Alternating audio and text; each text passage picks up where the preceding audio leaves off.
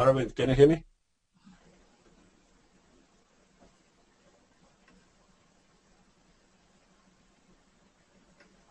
Okay, that is a problem. Okay, let's move on. Bala, can you hear me? Hello. Hello. Hey. Yeah. Go ahead, Bala. Yeah. I worked in India for past 3 years with Wipro on the field of Java. So I did graduated over here in Dallas. So I'm looking forward to get a career in the cloud computing and storage. So I have a good background of programming and Unix administration. Okay, good. Thanks, Bala. Arvind, we were not able to hear you, so I'm not sure what the problem is. We will get back to you. So that's fine. So Byron, can you talk a little bit? Yeah, my name is Byron Eckert. As far as I'm from Georgia. As far as professional experience, as far as the technical field is concerned, I have none. As far as personal experience and troubleshooting and all that, I'd consider myself to be pretty self-sufficient. From the class, I'm just looking to, learn the basics of VMware. Pretty much the only experience I've had with it is, as far as VMware is concerned, is using it to emulate Windows 98 in order to play Diablo on LAN. So. Okay, no problem. Okay. So Byron, quick question. So you said you work as you're familiar with operating systems, desktop support kind of thing. Is that what you're trying to tell you? Yeah, I seem to be the person people look towards as far as troubleshooting is concerned. I build computers. Do you have any experience with the server operating system, something? No, not on server side. Okay, no problem. Cool. So you are from Georgia, right? Yeah. Okay, cool. Jeannie, you want to speak a little bit to Jeannie? Jean, right? Not sorry, Jeannie. Actually, it's Jean, man.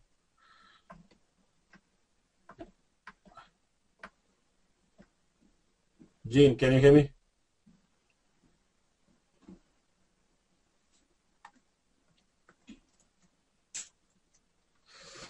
Yeah, it's muted. Can you hear me now? Yes, Jean. Go ahead. Yeah, I can hear you. Yeah, my name is Jean. I'm from Connecticut. I'm basically a web developer, and by this training, I hope I could make a career change to VMware. That's it. Okay. And Jean, you're from Connecticut, right? Yes, sir. Okay, that's fine, Jean. I have an understanding about you, so that's good enough. Fanny, quickly, about 2 minutes, 1 minute, quickly. Fanny. Yeah, hi, my name is Fanny. I'm working in Microsoft at Redmond. I'm a systems administrator working on Hyper-V and Windows Server 2008 R2. So my reason for joining this is I wanted to gain experience on the main competitor, the VMware, and try to understand it and the Hyper-V differences, and maybe also will help me in changing my field also.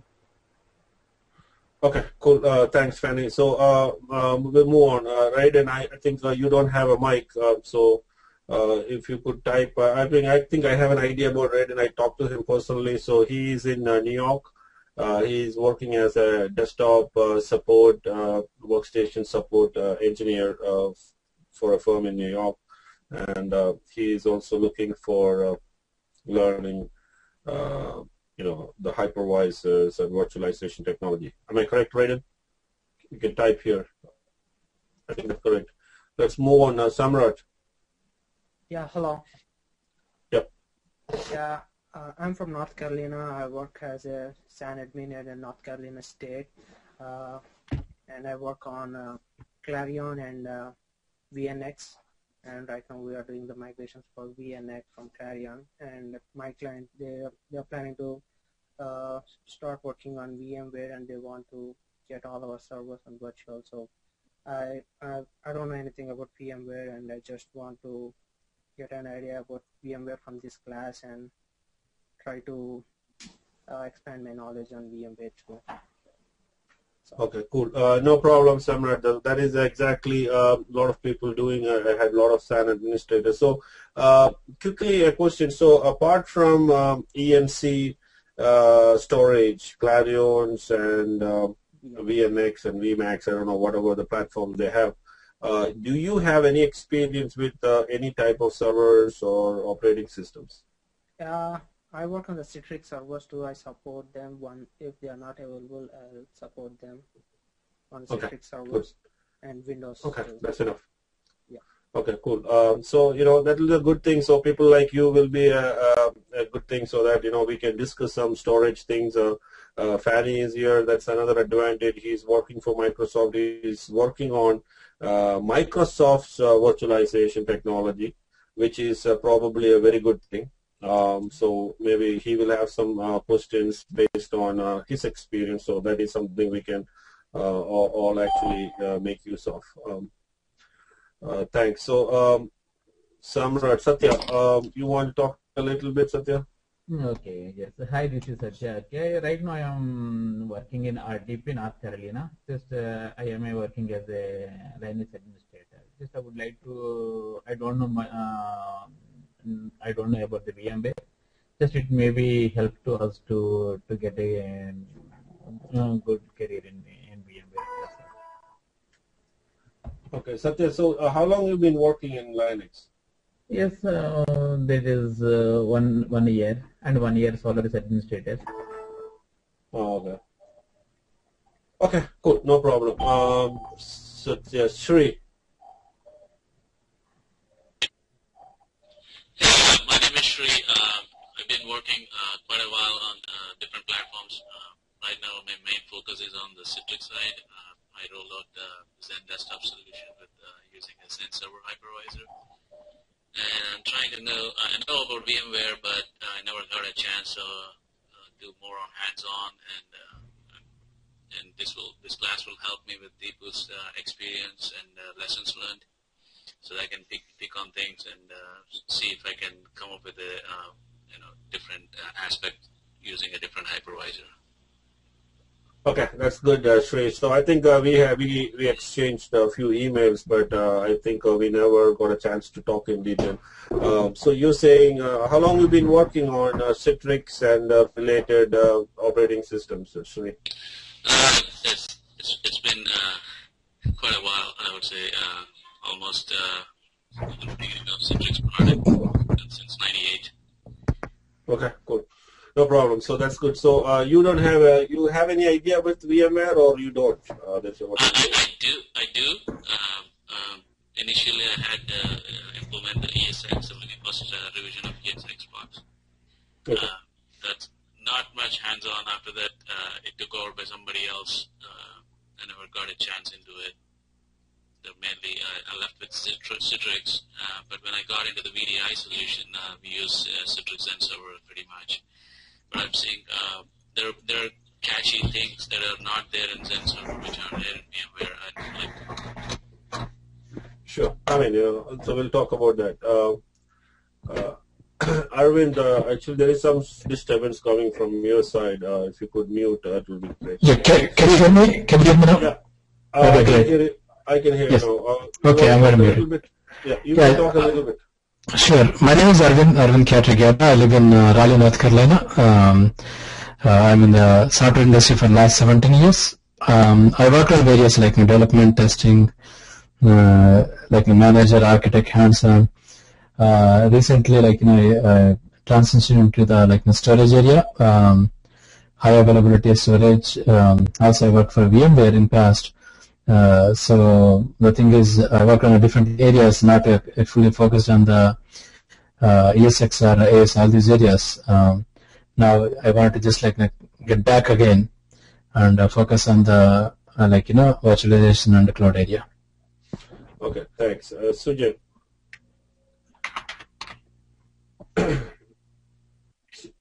Sujan, you want to talk a little bit?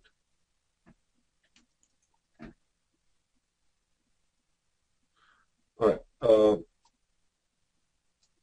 I cannot hear from him. So let's start, guys, here. So I hope you can all hear me.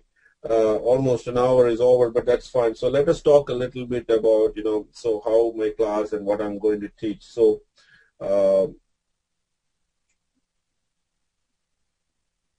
I've been hearing from all these, most of you guys were saying, okay, I wanted to learn VMware, correct? Everybody is saying, okay, I wanted to learn VMware. So what is actually VMware? Do you think anybody, have you heard anyone saying that I want to learn Microsoft? It is very similar to that. So if you say I want to learn Microsoft, and if you are laughing about that, that could be the same kind of thing when you say, okay, I want to learn VMware. So VMware is actually a company. I don't think you're all here to learn that. So we're going to learn about some of the products from VMware. So let me just show you VMware site, or just to give you an idea. So VMware.com. So please visit this site. This site has so much of information. Maybe I will walk you through some of the things that you may need to look at it. So this is the thing. This is the home page of VMware. This keeps changing. Right now, the home page is talking about, the main thing is they're talking about the next VMworld. Actually, they have two conferences every year. The one in San Francisco got over last week. I was actually there in San Francisco. So that was the US-based VMworld, and right now they also have one in Europe, and that's the one that is going to happen in October 9 to 11. This is the time VMware normally every year the company VMware announces their new products and things like that. Even this year there was not much big surprises, but still they announced some cool stuff during their US VMworld. So VMware is a company. This company was started in 1998. I don't know anybody heard about that company. I started working with VMware in 2003 when I was working for Merrill Lynch. That was the first time I got introduced into this technology. And those who don't know about who I am, so basically let me give a little bit about me. I'm Deepu Cherian. I'm currently working for a Fortune 100 company in New Jersey as a virtualization architect. Again, virtualization is not only my area. I started my career as a Windows Server administrator, worked heavily on Microsoft different platforms, starting from NT4 to the latest 2008 R2, even looking at 2012 servers now. Good hands-on experience and architectural level understanding about Active Directory, Microsoft clustering. These are all areas that are based on Microsoft side. But at the same time, as I said, I started working with virtualization, especially VMware. I would say it was so lucky that I got into the technology at that point. And from 2003 onwards, I've been working on more and more on the VMware side. So over the year, VMware as a company has also improved a lot.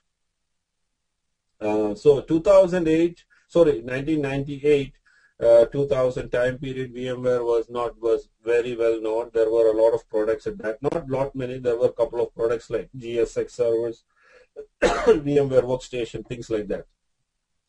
So I'm not going to get onto that thing, but I still wanted to give you guys an idea about what VMware is and where that company came from and all. So in 2002, 2003 time period, probably that is the time when people started realizing about this technology. At that time, I don't think there were any other companies that were doing virtualization solutions. There were, IBM was there, but VMware was probably the company that took the interest of the business companies, all IT, and all major companies started looking at their products.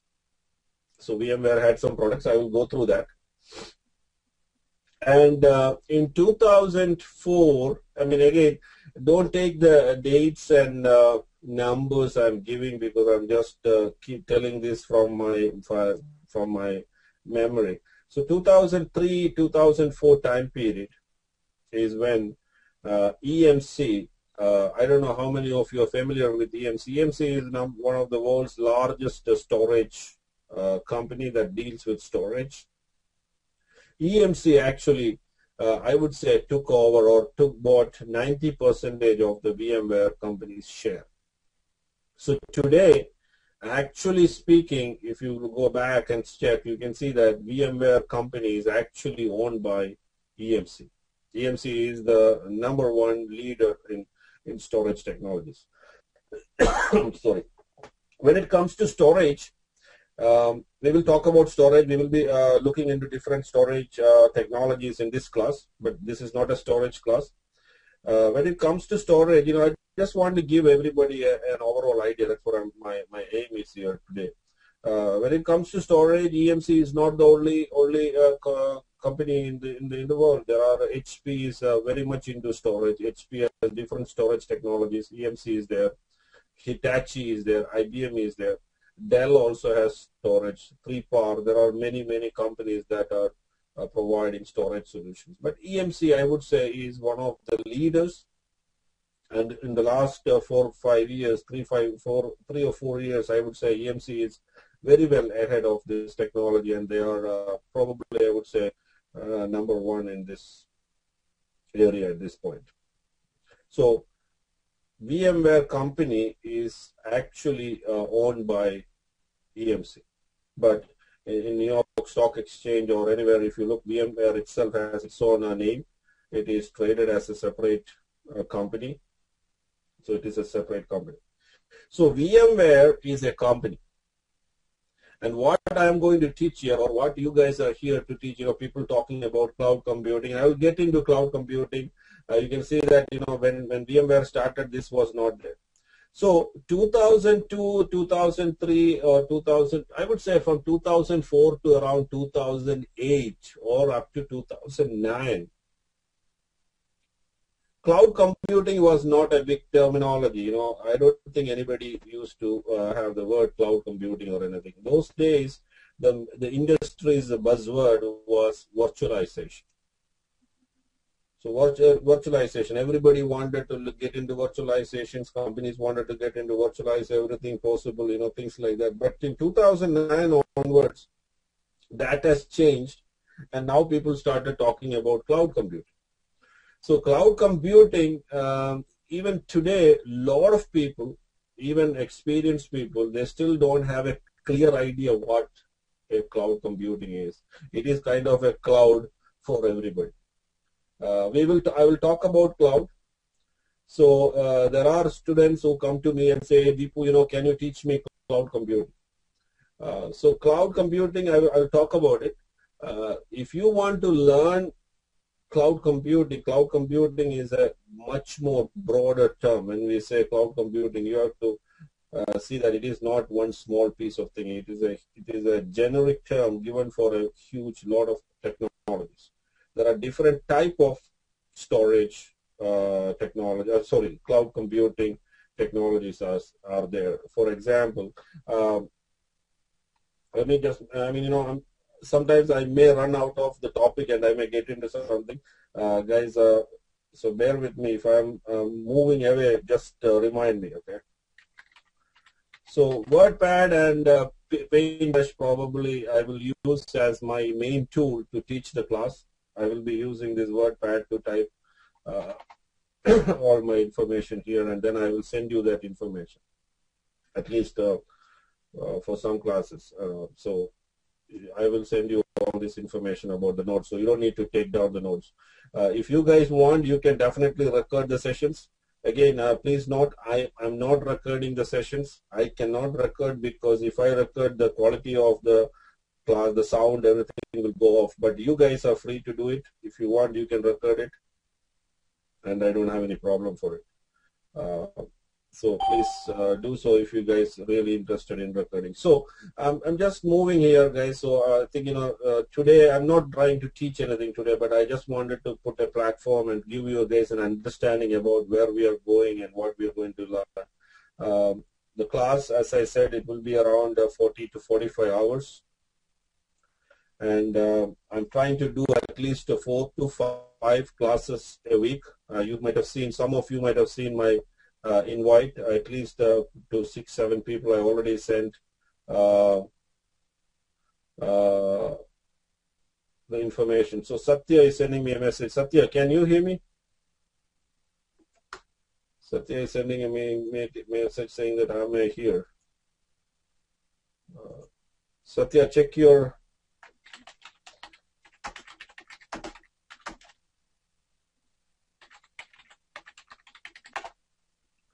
Okay, so I need at least 45 hours to complete.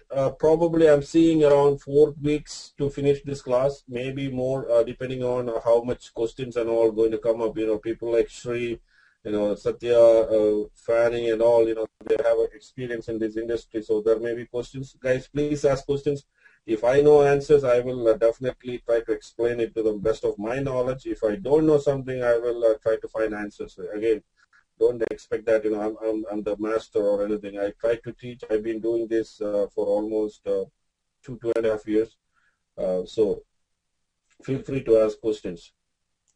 So we were talking about cloud computing, right? Satya is Satya. We don't need your webcam, Satya.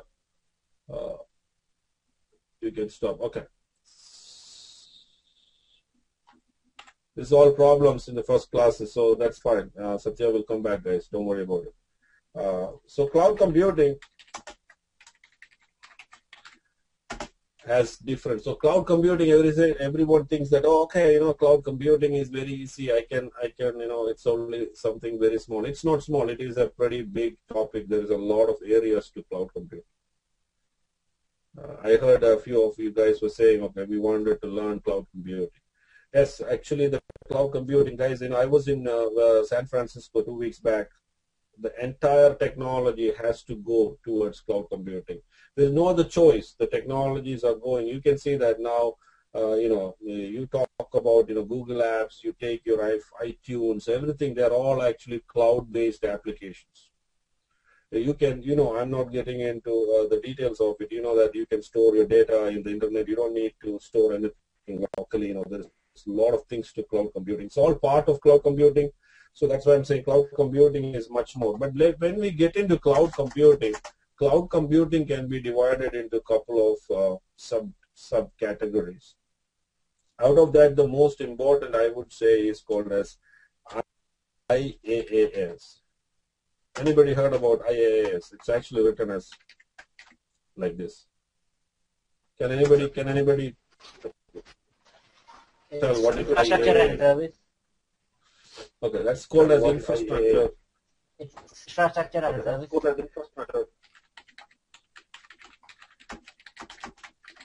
Infrastructure as a service. We'll talk about it. The second one is called as PaaS. This is actually called as platform as a service. Then there is something called SaaS. What is this SaaS? SaaS is a software as a service.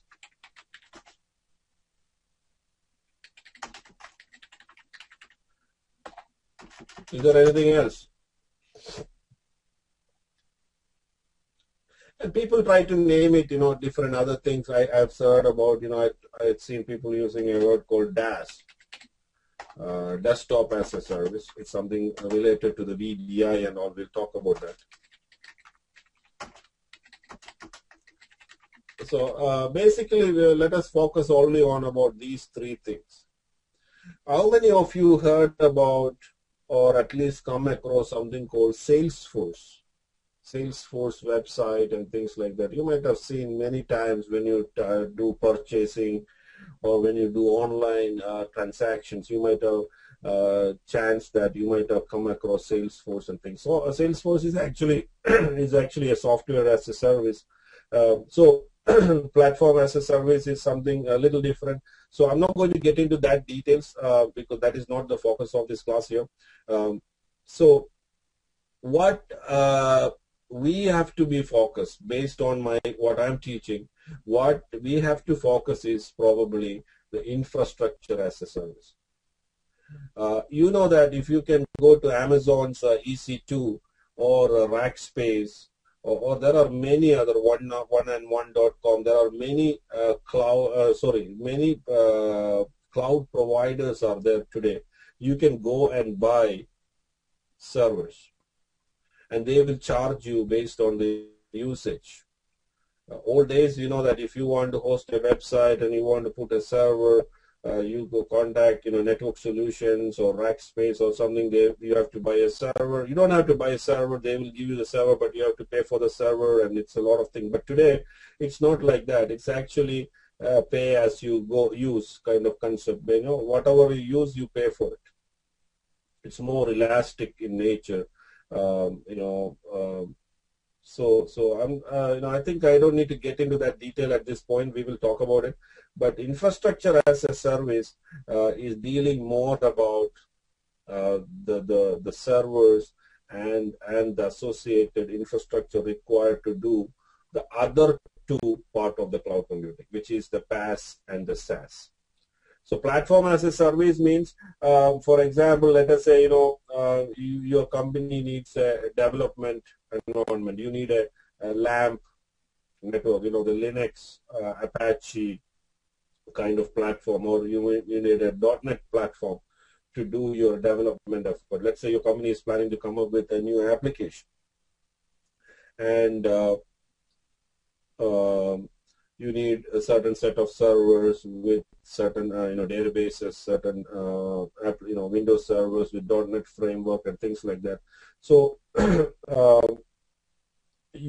some companies can provide that whole thing as a platform to you. You can buy that. So let's say if I am starting a new company today and I wanted to do some development work, I have 5 developers. I don't need to buy the Windows licensing, the whatever it is, or a SQL Server licensing, the required other softwares, nothing. I can buy all these things as a package from these cloud providers.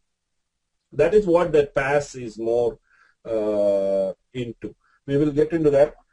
So PaaS means platform as a service. It will give you or enable you to run your applications in a platform, and that includes all these things together. Software as a service is more like the Google apps, iTunes, or I'm just giving some very simple examples to make you understand. So it's more of Salesforce is a good example for that. Companies are making softwares and you can use it. Today, if you are working in a company, you know that your company may have Outlook, your Exchange servers. Maybe, who knows, in 2 or 3 years, your company may not need anything. You need emails. It will come from the cloud as an application. There are applications, there are already companies providing that solutions. You need a SQL Server, or you need some database or something. You don't need to install anything here. It will all come from the cloud. You can have connectors. You can write application interfaces, and you can talk to those services and get that service within your company. That is where the technology is going. We're moving very fast, I would say, very, very fast. So in the next 2-3 years, I think there is going to be tremendous amount of changes happening. And if you look back in the last 3-4 years, the changes were even enormous. There is a whole lot of changes happened in the last 2-3 years or 4 years. Most of the companies are now looking into getting into the cloud computing area. Virtualization, I'll tell you, in 2003, when we started doing this virtualization in Merrill Lynch, I'll give you an example of it. We had around 55,000 servers across the globe that were running physical HP servers. Today, Merrill Lynch, it's not Merrill Lynch, it's Bank of America. There's a lot of mergers and all happen. But today, that company's 70% of their servers, or I would say even 75 to 80% of their servers are virtualized. They're all running VMs. So you can see that change. Those days, companies were, afraid, what was the security of this thing, whether it is going to give me the performance. There was a lot of questions and confusions. I'm not going to get into those. I don't think that's needed, but those days are over. People always had doubts about virtual machines. But guys, believe me, today in the environment where I work, we have some VMs, some virtual machines that are running 128 GB RAM and 32 processors. They are virtual machines running huge workloads, very, very powerful virtual machines. So the question about whether a virtual machine can do what I really want, does it have the capacity, does it perform well? Absolutely, there is no question about it. In my office, many WebLogic and WebSphere application servers, a lot of SQL servers, they're all running as virtual machines, and absolutely in some cases they perform even better than the physical servers. We will learn that. So cloud computing, I'm now moving there. So cloud computing is something just not virtualization, or a lot of people think that cloud computing is just virtualization and all. That's not the thing. So I will get back. I'm coming back. So I was giving you some ideas. So let us come back to VMware's products here. So VMware as a company, I told you when they started in 2000 or let's say 1998, they only had a handful of products. But today you can see that they have a lot of products here. So you all said, you're going to learn VMware. What are you going to learn from VMware? Are you going to learn all these things? No. So we're going to learn some of the products in this list here. But the most important product, most of these things, most of the things means I would say 90% of these listed products here are all dependent on certain things. And the most important thing is actually called as the VMware vSphere, data center and cloud infrastructure. So what is VMware vSphere? And let me explain. What I'm teaching here is the VMware vSphere. This is the platform. This is what will allow you to do cloud computing, everything. So this is the platform for it. There is some cloud computing stuff is there, VMware vCloud Director. I've been working on this now. I will talk about that. That's what I'm coming to. Now with the last week they announced this vCloud Suite. vCloud Suite is nothing but it consists of this vCloud Director and vSphere together. They put everything into one packet and now they are selling it as a single license. So VMware vSphere is the most important thing we are going to learn. So when it comes to VMware vSphere, is it a one single product? It is not. VMware vSphere consists of couple of things together. One of the most important things that comes as part of VMware vSphere is the VMware's hypervisor. So what is a hypervisor? Can anybody tell me what is a hypervisor? Have you heard about hypervisors? Let's talk a little bit. Anybody, Fanny or anybody? What is a hypervisor? Uh,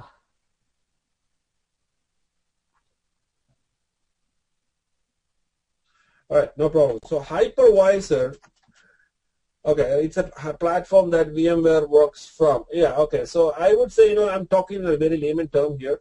So it is kind of an operating system, or it is the technology that allows. Okay, so let me just put it. It is the technology that allows you to make virtual machines.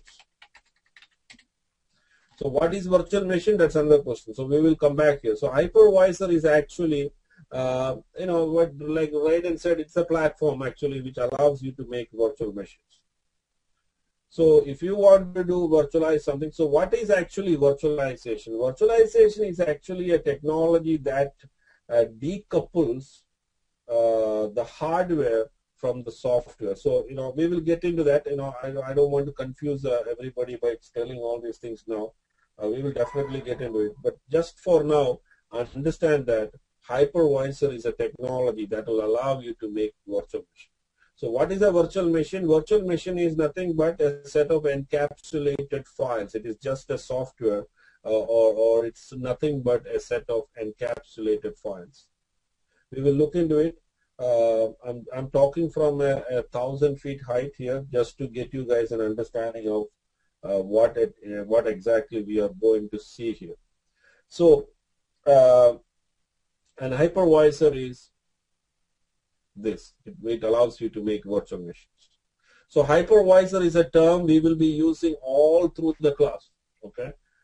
So there are different type of hypervisors in the market, and different companies makes different type of hypervisors.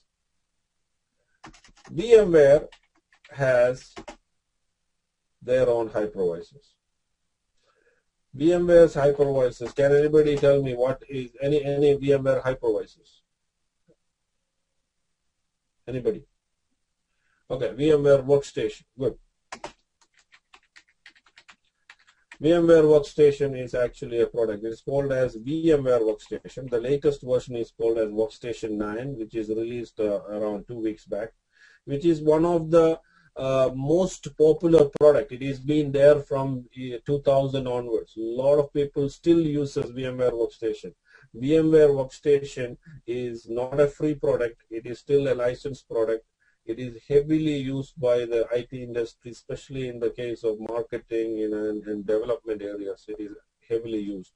It's called as VMware Workstation. We will get back to that. VMware has some other hypervisors. One of that is called ESX server.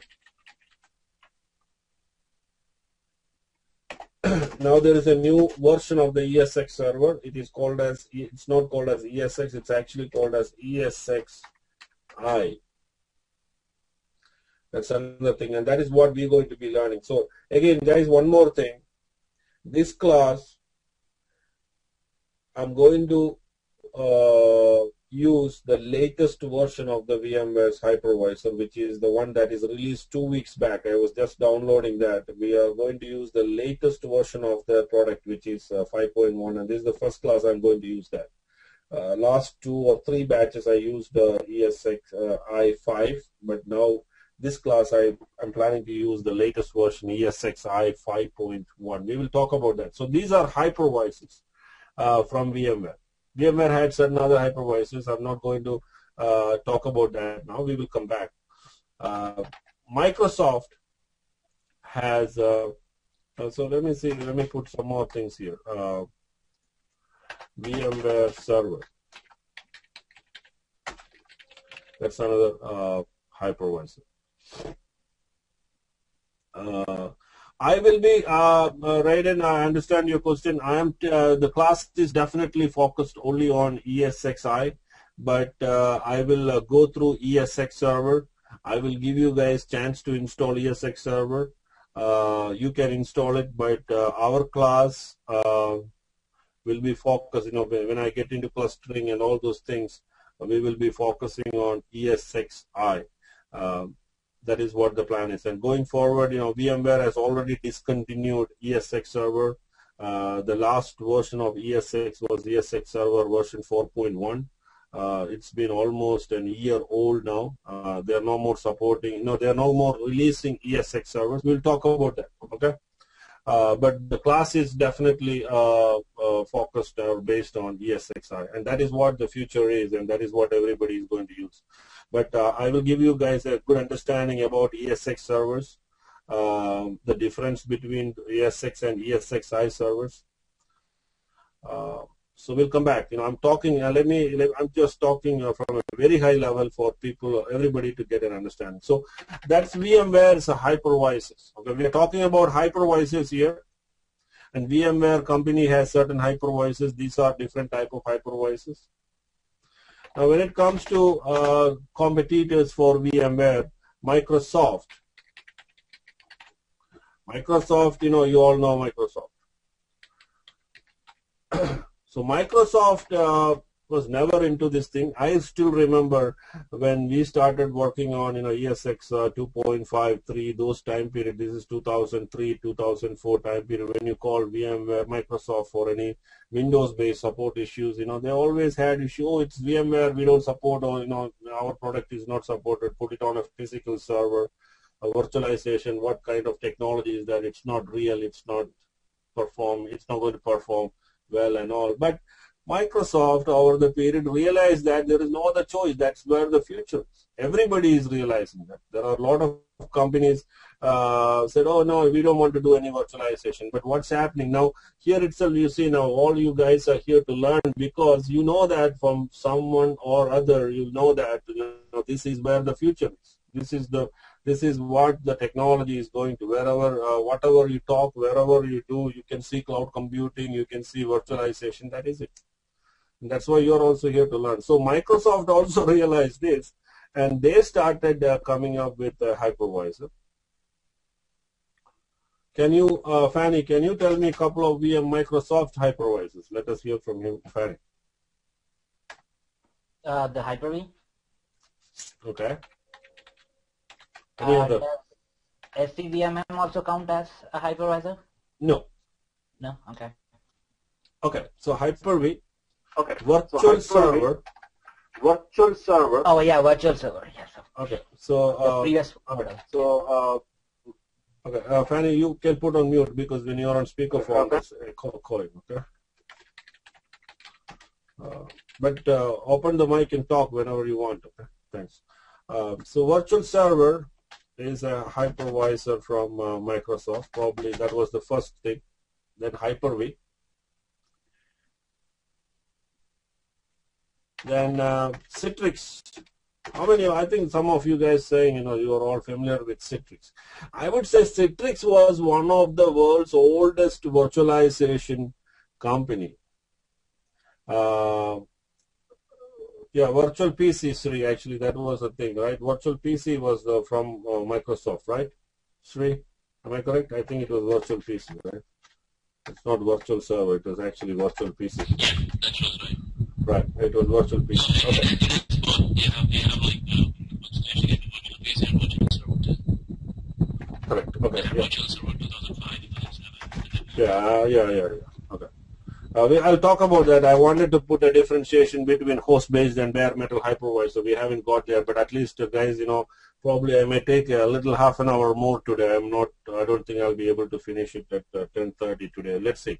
Now coming to Citrix. Citrix is another company. So I was telling, Citrix was one of the oldest company. Citrix, everybody knows Citrix, and I don't know how many of you really know what Citrix is. Citrix is actually one of the oldest companies that started doing some kind of virtualization. When I say some kind of virtualization, I would say application-based virtualization. Even today's world, a lot of companies. In our company, we have probably around 500 plus Citrix servers, maybe more, I think. Different Citrix farms and different Citrix servers for different applications. So Citrix was known for application virtualization, and even today they are doing extremely good with that, and they have come up with some other technologies also. We don't need to get into that. Even the GoToMeeting is actually a Citrix product. Okay, so Citrix is another big company that deals with all these things. So Citrix has a it's an application virtualization company, but Citrix also has a hypervisor, which is called as a Zen server. And there are many other companies. For example, Oracle has something called Oracle VM. Red Hat Enterprise Linux, Red Hat Linux.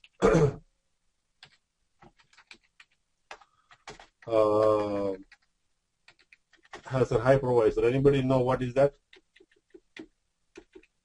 Red Hat has a hypervisor. It's actually called as KVM. KVM. So these are all companies that are in the industry, and they are all making different type of hypervisors. So if they are all hypervisors and they can all make virtual machines, then why you want to learn VMware? So that is where the difference is. So the thing is, VMware is, I would say VMware's technology is probably in the 5th generation, or probably I would say with this year, I would say they are already into their 6th generation of this technology. They've been in the industry for almost good 10 to 12 years. VMware Workstation 9 celebrated their 12th anniversary.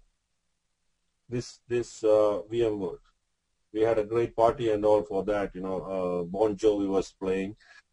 And all, it was great. So 12th anniversary of VMware Workstation.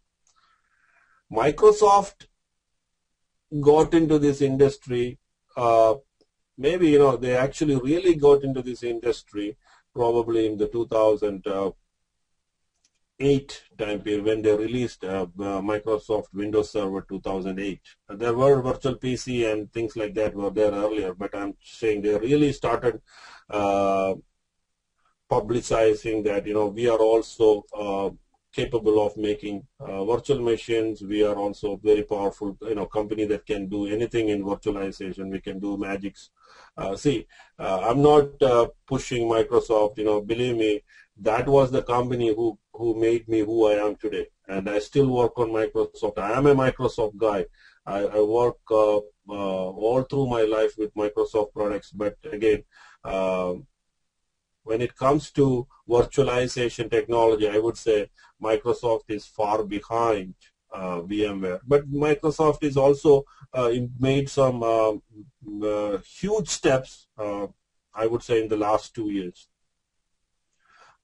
Because there's no other choice. They have to be on the market. They have to be on top of the market to get this industry, because the PC era is going now. In another 2 years, you don't see any more PCs. It's all going to be virtualized, all going to be virtual machines. So they have to, and they are already there. But what I'm trying to tell you here is VMware's technology, what we have today and what we're going to learn in this class, is probably in their 6th generation of the technology. And whereas I would say Microsoft is probably in their 3rd or 4th generation at this point.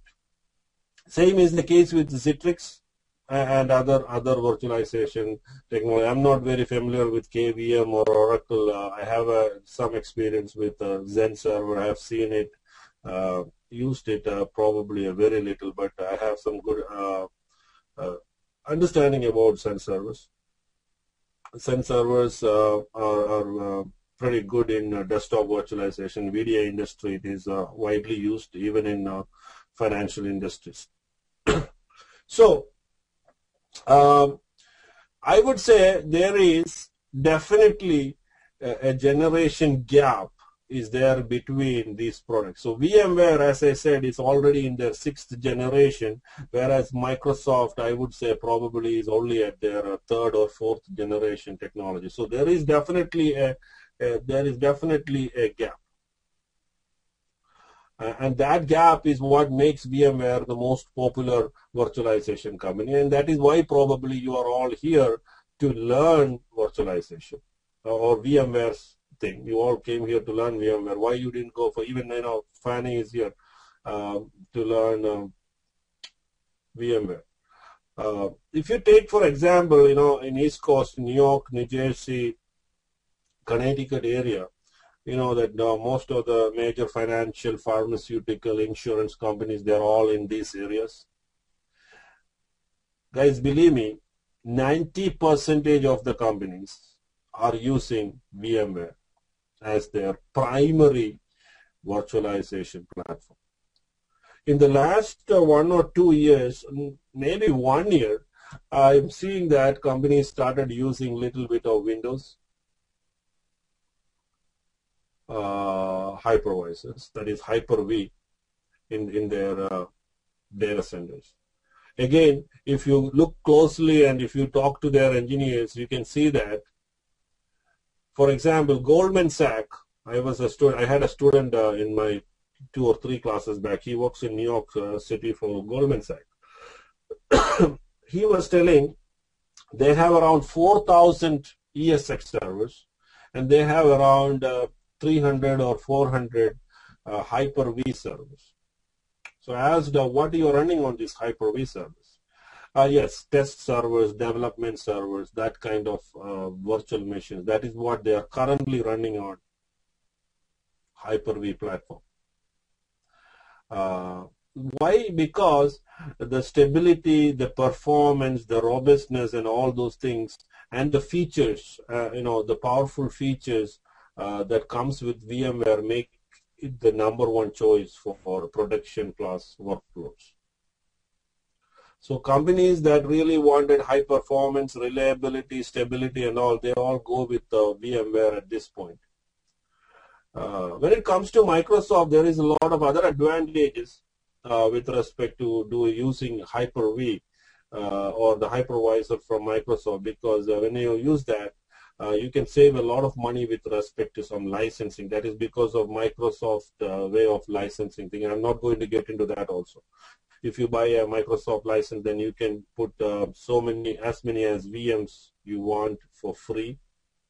VMware's licensing is much more costlier than the competitors. It's obvious, it's like, you want to buy a Sony TV or you want to buy a Vizio TV. Both are TVs, both are working good. Maybe the Vizio might work even better, but still, Sony TV is costly, That's the kind of thing. So VMware at this point is the costliest product, but it is not only the costliest product, it is definitely, it has an upper hand with respect to the performance of these hypervisors. So, so there are companies, so I will get into this, probably we will hear us, we can try to understand certain things from Fanny regarding Hyper-V, maybe from Sri we could get some idea about Zen servers. Zen servers, believe me guys, Citibank, Deutsche Bank, they're all using Zen servers for their VDI environments. We are also looking at Zen server for doing VDI. So you may be wondering what the heck is this VDI? VDI stands for Virtual Desktop Environments. See, 2002, 2003 time period to around 2008, 2009, these hypervisors were used to virtualize server workloads. When I say server workloads, you want to have a Linux server, you want to have a Windows 2000 or Windows 2003 servers, you can make virtual machines. But today, they are, that is all done. Most of the companies are already virtualized their servers. In my company also, as I said, 75 to 80% of our servers are virtualized. Now, the focus is towards virtualizing all the desktops. 75,000 employees, 75,000 laptops, desktops or laptops. They are all sitting on desk. It is very much vulnerable to hacking and things like that. So can you bring up or bring down all these desktops into a centralized location, to a central data center, and manage it from there? That is what companies are looking now, and that is what the technology is going. And that is what these companies are providing now. VMware has a solution called VMware View, it was earlier called as a virtual VDI environment, virtual desktop infrastructure, a technology that allows you to virtualize your desktops. That means you don't need to have a desktop tomorrow. All you need is a small dumb terminal or a thin client. I will talk about that. You will be connecting directly to a virtual machine in somewhere in the data center. It may be in London, it may be in New York. You don't know. But wherever you go, you will be able to access your own desktop, no matter where you are. Once you do with your work, the desktop will be saved in the data center. No data is outside, exposed to outside, people who, nobody can access the data. So it's much more secure in that perspective. That technology is still in the development state, not in the development state, it's kind of matured, a lot of companies are doing it. So in that area, when we talk about desktop virtualization, Citrix Zen Server has some name in it, but I think with the latest release of VMware, that advantage what they had probably might go. I think so. That's what I'm hearing now.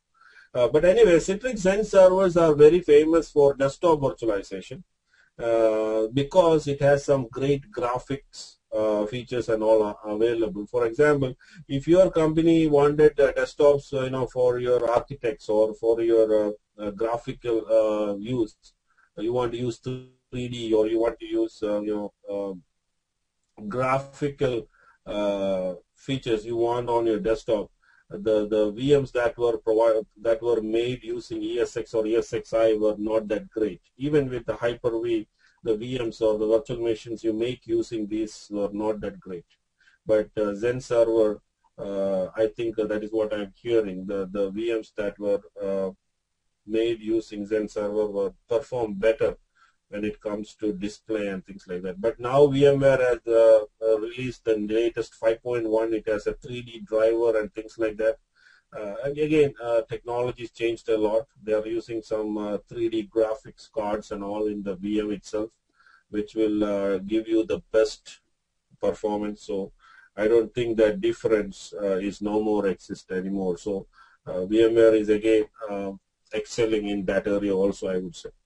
Oracle is another company. Red Hat, they have another hypervisors. People are using it probably in bigger data centers, but not in any companies or in. Anyway, I don't need to push this a lot. Let me just wrap it up here quickly here. So VMware is definitely the front runner in this area, and that is why we are all here to learn this. As I said, it is probably 2 generations ahead of any other technology that is currently available in the market. And one more thing, understand, 90% or maybe more, the 90% I would say, the companies that are in the market today are using VMware technology. So demand for VMware engineers or demand for people with the knowledge in VMware is very high compared to any other technology. Believe me, today, 2 or 3 people call me, do you have a VMware guy?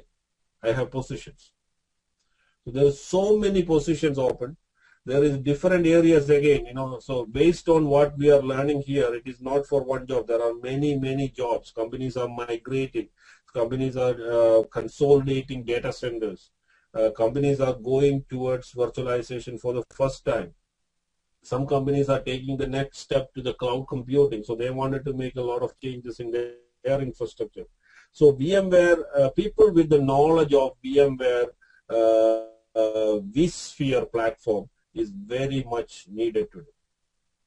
Okay, I know there's a lot I can talk, guys. Let me just move on. I know there is no meaning in talking all these things. We will get into the core of it. So let me go here and try to show you something here. So VMware vSphere, that is what we're going to learn. Okay, VMware vSphere 5, the latest version is 5.1, and that is what we're going to learn. So is VMware vSphere is one single product? No. VMware vSphere consists of a set of things together. One of that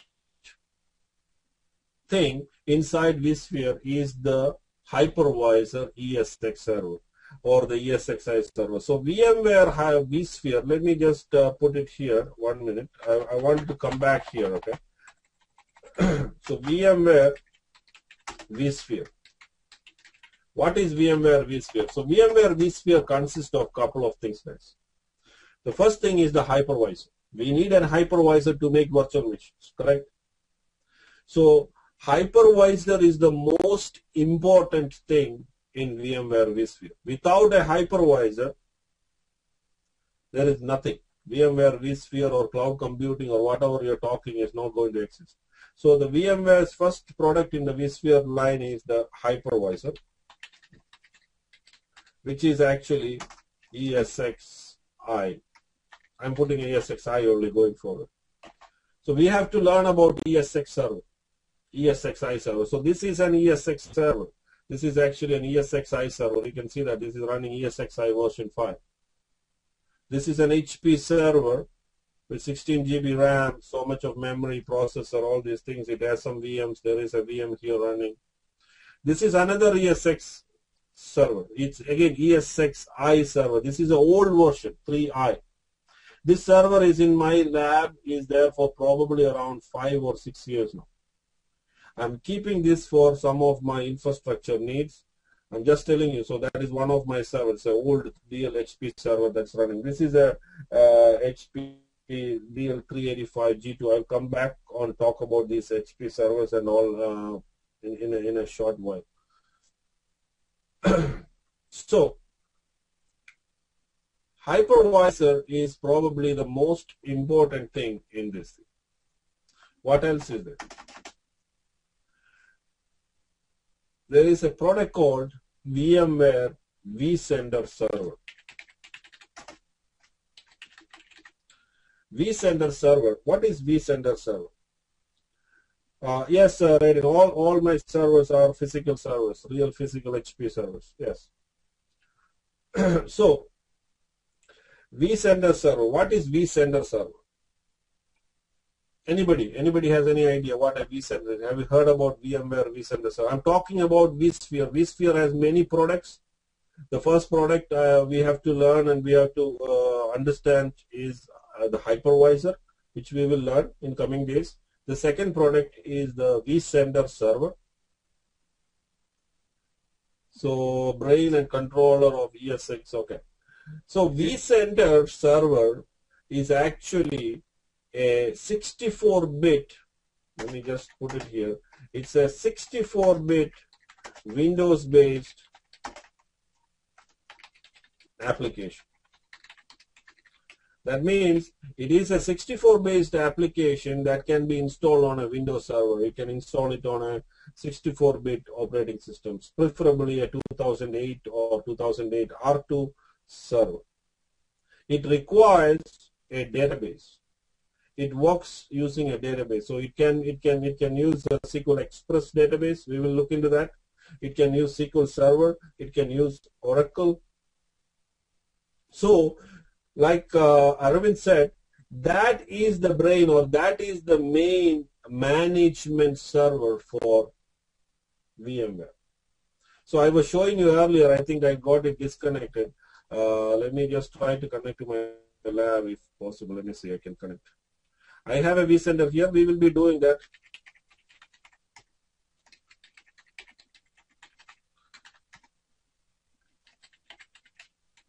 Okay, everybody will get access here like this. What I'm doing, you will be getting access. You know, I have to create accounts and all. But today I wanted to give an overall idea. And tomorrow I will create. I don't know who all are joining. So I will create individual IDs so you can RDP to the class and you can do these labs 24/7 for the next 4 weeks. Okay.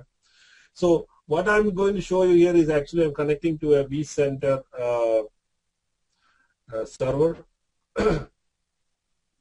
wherein vCenter, as Arvind said, that's the brain. That is the central management. See, this is the vCenter application.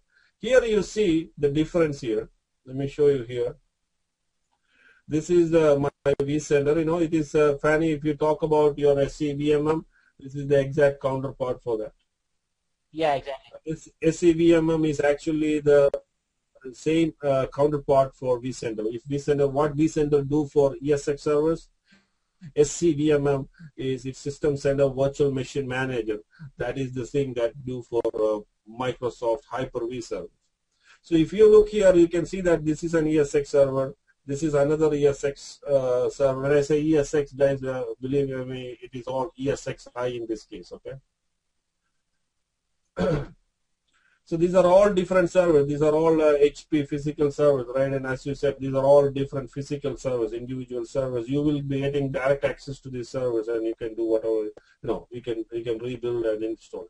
So this is the centralized management piece. This you do the complete management. So this is what it is. There is much more things to come. So we will learn about all these things later. but this is what a vCenter means look like. This is actually running on a Windows server. I think I was showing you earlier. It is actually running on a Windows 2008 R2 server using SQL Server as the database. So the vCenter, we will look into different things, clusters and data stores and things like that. Is that what is vSphere is? No. So vSphere consists of, what happened?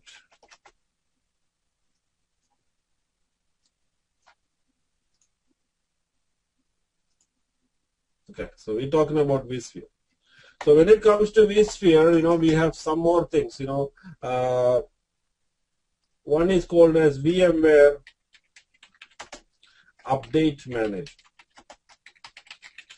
VMware Update Manager is another product from VMware for upgrading, patching, and managing your ESX servers and your virtual machines. How do you, when you have so many ESX servers or ESXi servers, and you have so many VMs, how do you keep them up to date? How do you patch them? How do you upgrade them? So in order to do that, VMware has a product called VMware Update Manager. That is a separate application again. There's a lot of companies looking for people who, when you go for interview, I'm sure there will be a lot of questions that people will ask you based on Update Manager.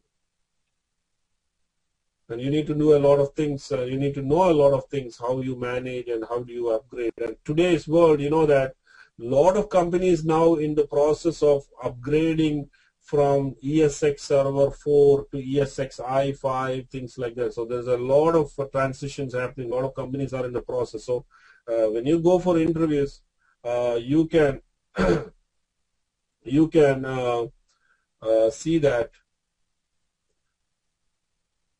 companies are using Update Manager a lot. Satya, I don't know, man, what's the problem? I hope everybody else can hear me, right? Satya, I know you've been going out and coming back. Looks like you have some problem. Guys, anybody else having problem hearing me?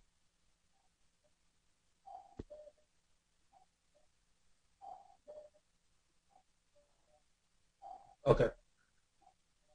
Okay, so definitely, so Satya, I think there is some problem at your end, man. Please make sure that you have a good connection.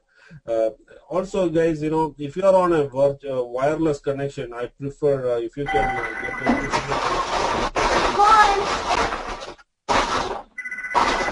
Okay, Satya, it's good now. Now we can hear you. Yes. Okay, so you will go. Now we're good. Can you mute or I will mute you? Okay, I have muted you, Satya. Once you are muted, you can just type it here and I will unlock you. Okay, right now I'm muted because I'm hearing a lot of sound from you, from your side. Okay, so VMware Update Manager. We got to learn about this. I'm just going a little fast here, guys. Let us move forward. There's another product called VMware Converter. What is VMware Converter? Have you heard about P2V migrations? P2V migrations. Anybody? So P2V migration, what is it? It's a process of converting your physical servers into virtual machines. There is P2V conversions are there. V2V conversions are there. That is virtual to virtual you can convert. You can in fact do virtual to physical also. Okay, there are products, the HP has having Altris and all, they have products that can allow you to do virtual to physical also. We're not going to look into that, but we will be definitely looking at these two things, physical to virtual and virtual to virtual. You may be wondering what the hell is virtual to virtual. We will see there is a lot of use for that and there is a lot of use cases, a lot of companies use that in their day-to-day thing. 3 or 4 of my students in my past class, 2 are working for AT&T, are doing 24/7 now P2V conversions. There's a guy who works in Dallas for Capital One. He is doing VMware Converter and doing not only VMware Converter, he's using another product called PlateSpin. and he's using that to do a lot of physical to virtual conversions. So lot of why see the virtualization. So this is something. Let me take a step back here. Okay. So this is another product. I just wanted to VMware converter. And then there are some other things. There are small pieces also into this that makes this whole platform. So VMware vSphere consists of all these things together. And when we talk about vCenter, that is where the main actions happens. You talk about clusters, we talk about vMotioning, migrations, all those things happens with the vCenter. So the first thing is for a person like you guys is to understand and learn what exactly is this hypervisor is. If you look at these hypervisors, in this thing, let me just show you this thing. This is a hypervisor. This is the ESXi 5.0 hypervisor. If you click on this configuration tab, you can see that it has processors, it has memory. If you look into the networking, you can see that there is some networking here. If you look into this one, you can see some other networking things. You can see there are more networks probably here in this one. Let me see.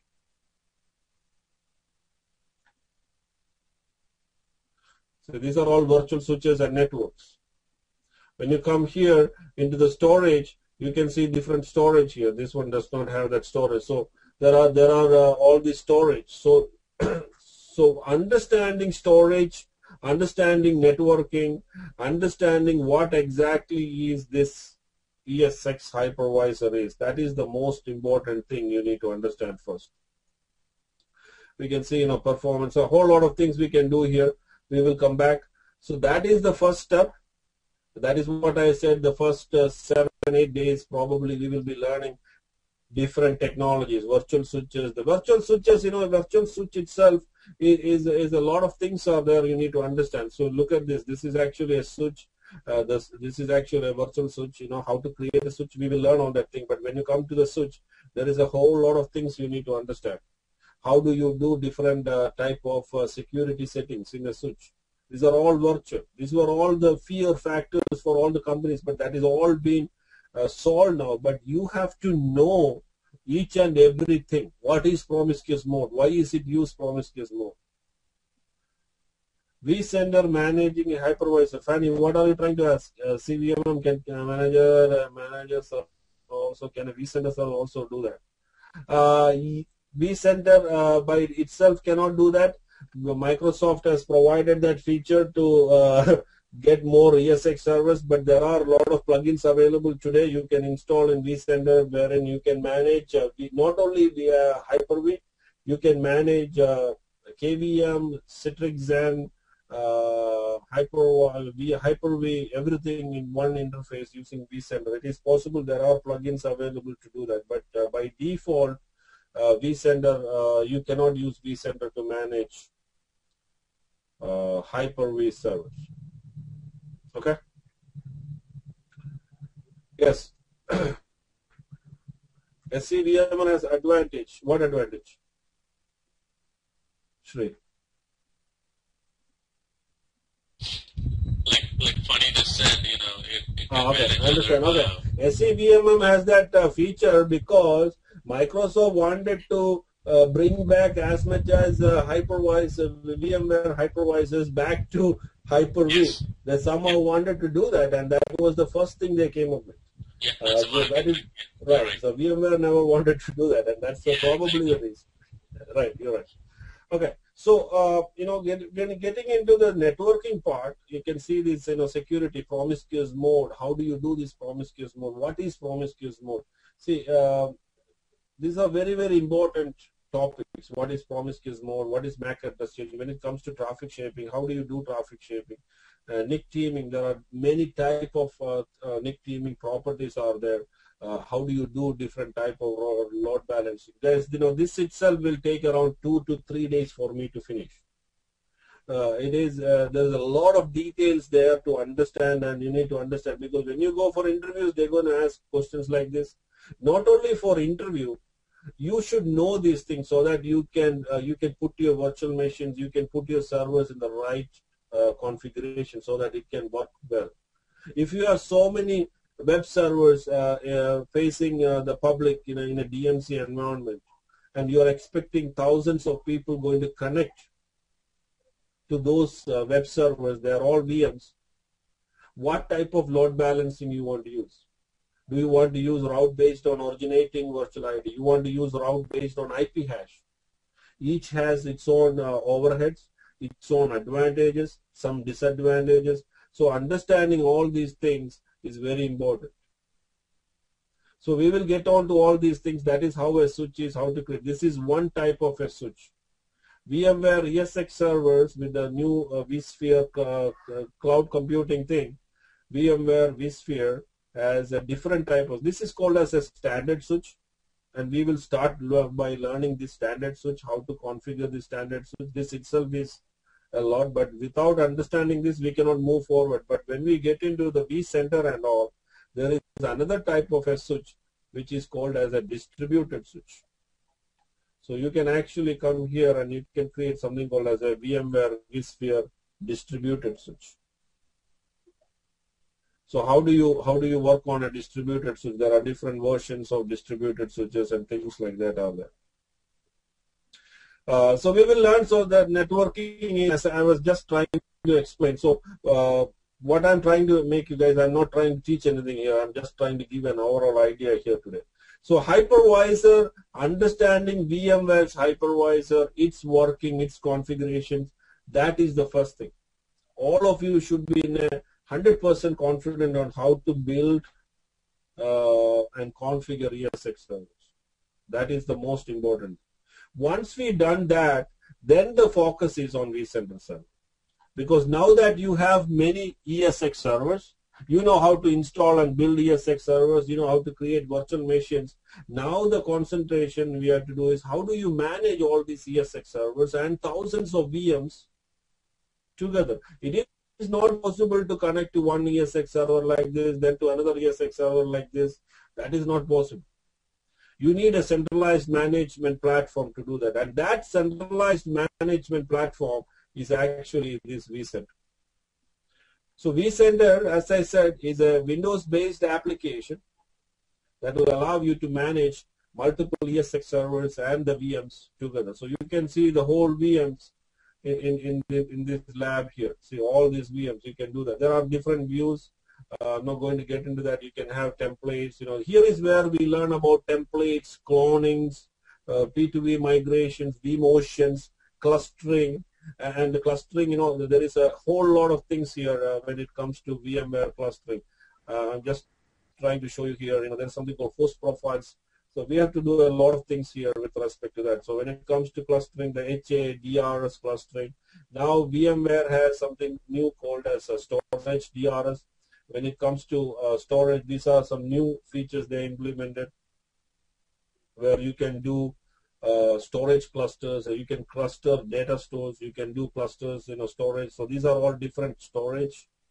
So you can see that I have my NFS storage. We have some iSCSI storage. I don't see that there. Probably it is been, but there is some iSCSI storage. So there are different type of storage. How do you manage all this storage? How do you create clusters using storage cluster? This is actually a storage cluster. Storage clusters are different from ESX host clusters. So that is another thing. So that is the probably I would say the second phase of it. And then we're going to learn about the update manager, upgrade process and things like that, then P2V conversions and all. And then there are some other topics that is based on the time and all I wanted to cover about is disaster recovery. So in order to DR or BCP, business continuity process, how do you do replications? Now with the new version of VMware vSphere 5.1, it has the replication feature built into it. So you can replicate VMs. All these days you have to depend on some other technologies to replicate your VMs. What is replication? Replication is nothing but moving a copy of your original VM to another location so that when there is a disaster happens, you can bring them up. We will talk about that. VMware has a product called SRM for that, Site Recovery Manager. I'm not going to teach about that, but we will talk about that. All these days, SRM was the main thing. It was a very costly product. some companies cannot even afford the cost of SRM. It was so costly. But now VMware has actually, with this last 2 weeks back, with the release of 5.1, they actually separated some of the components from the SRM, which is actually the replication piece, and some backup features they have taken out of SRM, and it is available with ESX Server as your standard license. You don't need to buy any additional license. So replication is actually inbuilt on this. Believe me, guys, I have never done that using the VMware's own replication. We use different techniques in our company. But in this class, as I said, I'm going to try, or we're going to try 5.1. I hope we will be able to do some replications here, and we can test that features also. I'm also looking forward to see that, how that 5.1 replication features work. So that is very important. Backing up of VMs. How do you back up VMs? You can do image level backups. There is a lot of things to talk about. Snapshots. How do you do snapshot? How do you manage snapshots? See, taking a snapshot, I don't know, maybe Fanny, probably you know that, you can do snapshots. But really, what is snapshot? What is the technology behind snapshots? So that is where I lose a lot of time to make you guys understand. So we are going to the file level architecture and trying to see how really snapshots work. What happens when you take a snapshot? What are the things that VMs go through when you do snapshot? For example, guys, believe me, in our office, we are replicating around 4,000 servers every night from our production data center to our disaster recovery data center. Not one, we have a couple of them. I'm giving an example. Let us say we are replicating 1,000 servers from our New York data center to our disaster recovery data center in Boston. 1,000 production class VMs. When I say production class, means they are the real servers that are used for production use. And we started seeing application disconnects in the night. We started seeing problems. The business users complaining, hey Deepu, I had a disconnect. I'm doing a batch job. Some of our servers are huge batch processing servers. I mean, those who are not experienced, or not to have those who don't have enterprise level understanding, probably may not understand what I'm trying to tell you. That's why, guys, I'm again trying to explain it in a little bit more in a a simple way. But these are important things. In the last phase of my class, I will explain about some real life scenarios. I will show you, I will explain you how a real big company's environment works. It's not just VMware. A big company has many infrastructure things. You need to understand, or you should have an overall idea about how a company's infrastructure is, and that is all required for everything to work. Anyway, let me go back to what I was trying to tell you. So we started seeing problems when we were replicating so many virtual machines in the night. That was because when we do the replications, before doing the replication, the VMware technology or the replication technology takes a snapshot of your VMs. A snapshot of a VM is a point-in-time backup. A point-in-time backup of a VM is called as a snapshot. When you do a snapshot, there is a lot of things that happens on the back end. There is a huge amount of pressure applied to your storage. There is a lot of read happens from your storage. Your storage will go crazy. It's not the read. Most of the latest storage like VMAX and all, with the fast technology, they can handle that. But there are some locking problems out there. At a time, and when you talk about storage and when you talk about metadata, I know most of you are not going to understand what I'm talking now. Don't worry about it. We will talk about it. I will explain all these terms in detail when we get into the storage classes. But understand that, when you have a LUN or when you have a storage, there is something called a metadata for a storage. at a time only one server can open that and write something, or modification to a metadata can be done only by one server. So in a huge VMware cluster, the maximum number of, see, I'm talking many things here, guys, don't worry about it, okay? I'm trying to just give you an idea here, okay? So we will start the class, actual class tomorrow. Don't get confused, okay? Deepu is talking some rocket technologies here, no. But I'm just trying to understand some real-time issues, what we faced and all. So when in a VMware, you can have a cluster of 32 servers in one cluster. Here in my labs, there are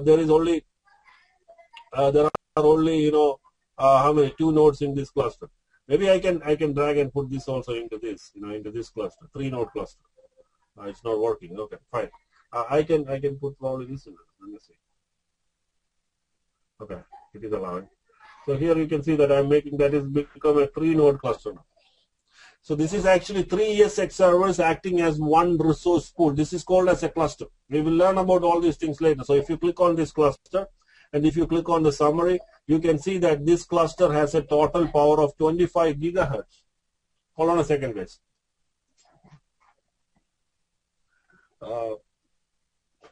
It has a capacity of 24 gigahertz. It has total memory of 23 GB memory and a storage of almost around terabyte storage. This is a cluster. I'm just saying a simple small cluster. The maximum number of ESX servers you can put it in a cluster is 32 servers. You cannot put more than 32 servers in a cluster. And look at this storage. There are different storages. These are all different LUNs or hard disk or shared storage from SAN attached to these servers. All these servers, for example, NFS3, I can show you from a different angle here. If I go to this, and if I click on this storage, and if I click on this host, you can see that all these ESX servers can see this LUN. LUN is called as logical unit number. It is we will learn about that. That is what a storage quotient is called as LUN. We will talk about what a LUN is later, but you know, just for now, understand LUN is a unit of storage. And this storage, you can see that it is being shared among all these servers. And this LUN has a metadata. And that metadata, or that, you know, it's something like a registry or something. I don't know, however you want to put it, you put it that way. But that can be only modified by one of this server at a time. Fine. VMware hypervisor has the technology to automatically do that or to balance that, and they know how to do that. If you have 1, 2, 3 servers, that's all fine.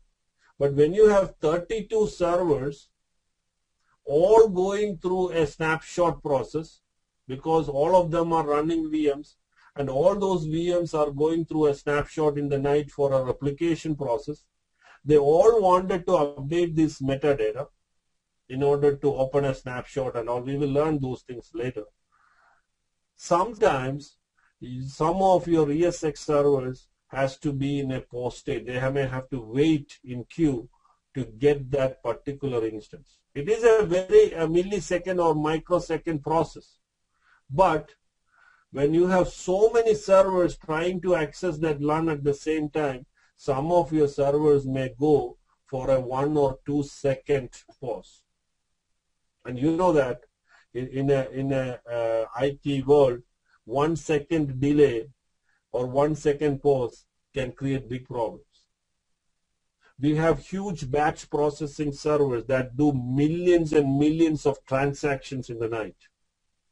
If they cannot read or write to a data store or to a storage, and if there is a pause happens, there is a very big chances that those applications might crash, or that applications might get timeout or disconnect during that process, which is outage.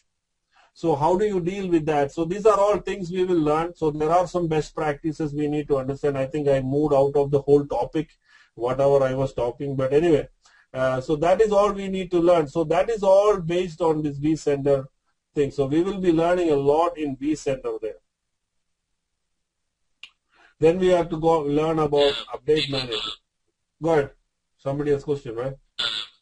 The same, I think I know you routed yourself, but let's say I have 100 servers of Windows servers running on the VMware, and they all got patched, like Microsoft patches releases every month, and they all got patched, and you shut down and bringing up. Would all they be coming up sequentially one by one, or will they be able to come up? They all come up at the same time. At the same time. Okay. Yeah. Yeah, I'm not talking about that, Sri. Actually, what I was talking is the snapshot process. Snapshot is a storage-related activity which requires to open the metadata of your learn in order to update something, because that you don't understand now. When we learn the architecture of or how really the snapshot works, that is the time you really understand what that is. I got that in the snapshot phase. Right. When you do that snapshot, that is when this problem happens. Whether you shut down 100 servers or 1,000 servers and bring them up all together, at that point it is only read and writes are happening to the actual data part of the learn. You are not doing anything to the metadata.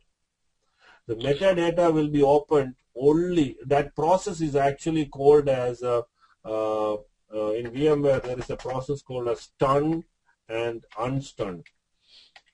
Stun. So that's the process. So stun and unstun is a process where actually the kernel opens the metadata and writes something. And that is where I was talking about the problem. Okay, we'll come back and talk about it. Okay. Update manager, guys. That is the patch management thing. So that is probably a days or maybe a day and a half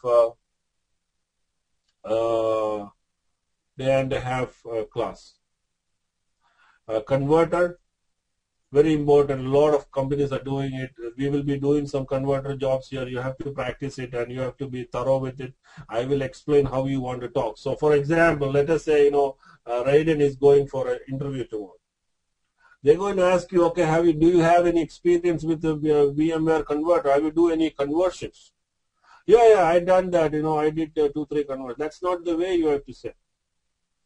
You have to say that you have done probably 100 plus conversions.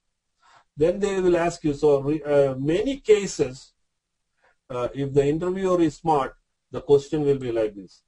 Okay, Raiden, tell me the process. How did you do the VMware conversion? How did you do the conversion? What are the processes? What are the steps you did in order to do a P2V, a physical to virtual conversion? Understand, guys, what we are doing in physical to virtual conversion is something like this. You will have, let us imagine this is a HP server that is running Windows 2003 operating system. Now you have a ESX server here which is running virtual machines, 1, 2, 3 virtual machines. Now your job is to convert this physical. This is a physical server, maybe a Compaq or a Dell rack mount or a tower model server running this operating system. Your job is to convert this whole thing into a virtual machine. That is what P2V conversions do. How do you do that? So let us just take an example. Let us say this is a application server running WebSphere application on it. This is your company's WebSphere application is running here. Since this is an old hardware, most of the managers or the department, they may want it to convert this to VM. So I will approach. So this is how the things are happening. There are different strategies. Okay. If I am a VMware administrator, I wanted to get rid of all the old hardware from my data center, because that will help me with what? That will help me to save power. That will help me to save space in my data center. I don't have to do many cablings. I don't have to worry about hardware patching, firmware patching. Once it becomes a VM, I have more. That is the whole thing, agility and flexibility. Now once this can, if I can make that into a VM without any service interruption, that is the best thing anybody wants to do. Once it becomes, see, this is an old, maybe a 2000 model, a compact server or a Dell server. Your application is now improved a lot and you may need more memory. You may need to put 12 GB memory in this. But unfortunately, this hardware, old hardware, cannot support more than 4 GB memory. You want to put processors in it. But you cannot do that because this is old hardware. Now what's the choice? Can anybody tell me what are the choices here? I wanted to upgrade this server to a latest, fastest processor, more memory. What can I do? What do you do? I'm just asking a question.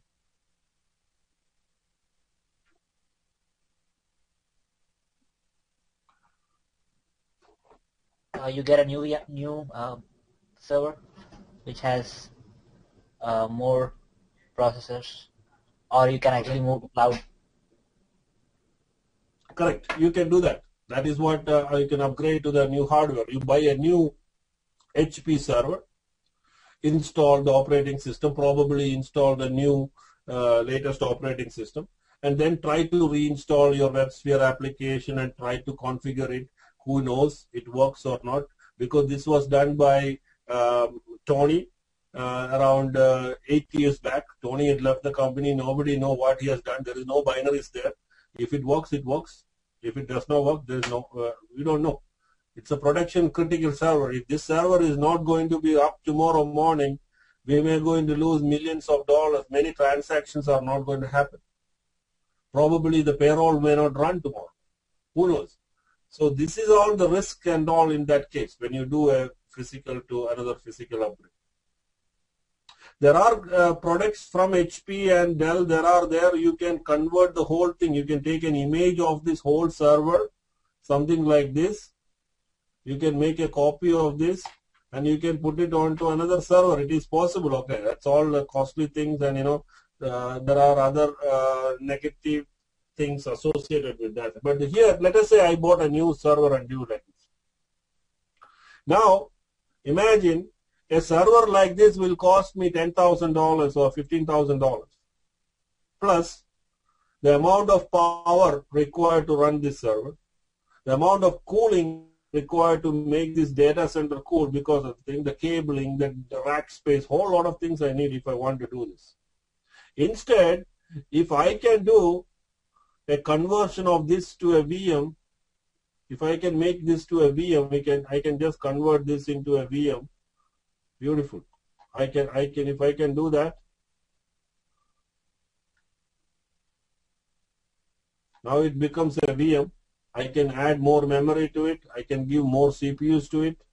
Everything is fine. That is what the advantage of P2P. We will learn that. So P2P migrations are very important and a lot of companies are doing it.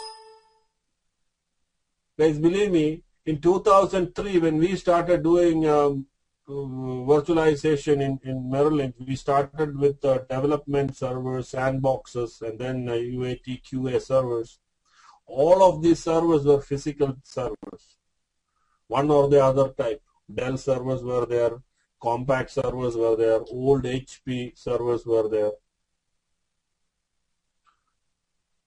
So our main goal, those days, that's another thing. Virtualization actually got matured and people started interesting towards the technologies because of the savings associated with it. See, those days in 2003, 2004, 5 time period, I think most of the companies, financials and pharmaceutical companies, they were spending millions and millions of dollars to keep huge data centers in New York City and all. Merrill Lynch had a 35,000 square feet data center in Manhattan. Just imagine how much money they need to maintain that data center on a daily basis. Imagine the amount of power and cooling they need, apart from the cost of that whole space.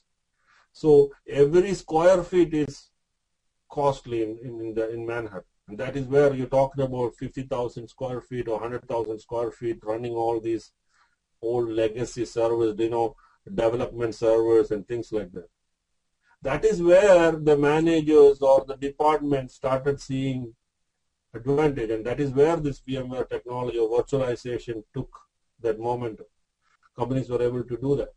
Now, if I can migrate all these servers to VMs, instead, I have a ESX server like this, and if I can put 20 servers in it, it is 1:20 ratio. Instead of 20 physical servers, now I can do all of them using one server.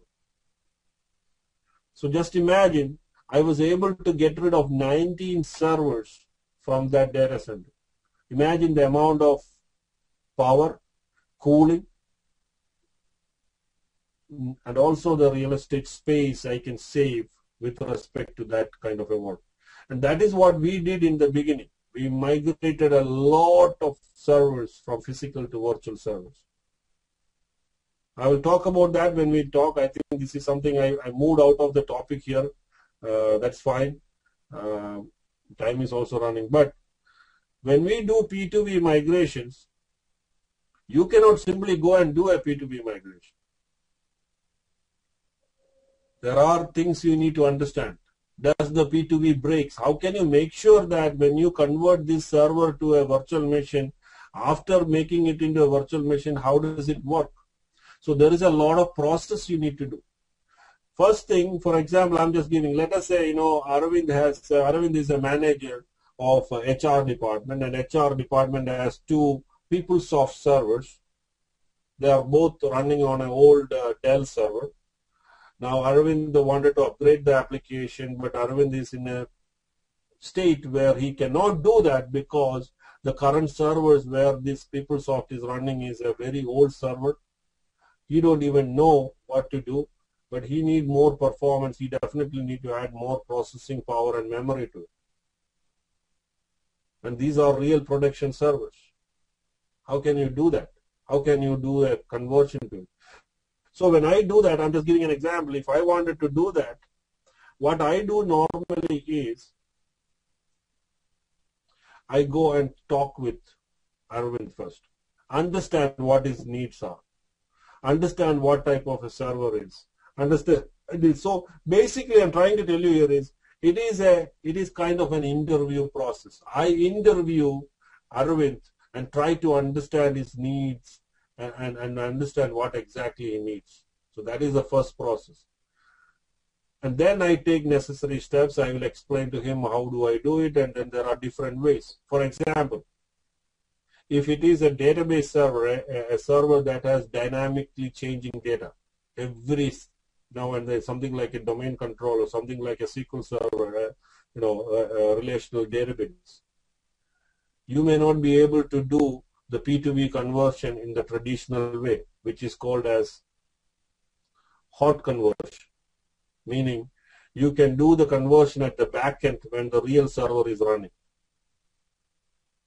If you do that, end of the day, the actual server and your converted VM will be in different state. One will have old data and the other one will have the latest data. In that case, you may want to do a different approach. If it is just an application server or a web server, there is only static contents, you may be able to do hot conversion. So these, I'm just trying to tell, since I got into that, let me finish off this, guys.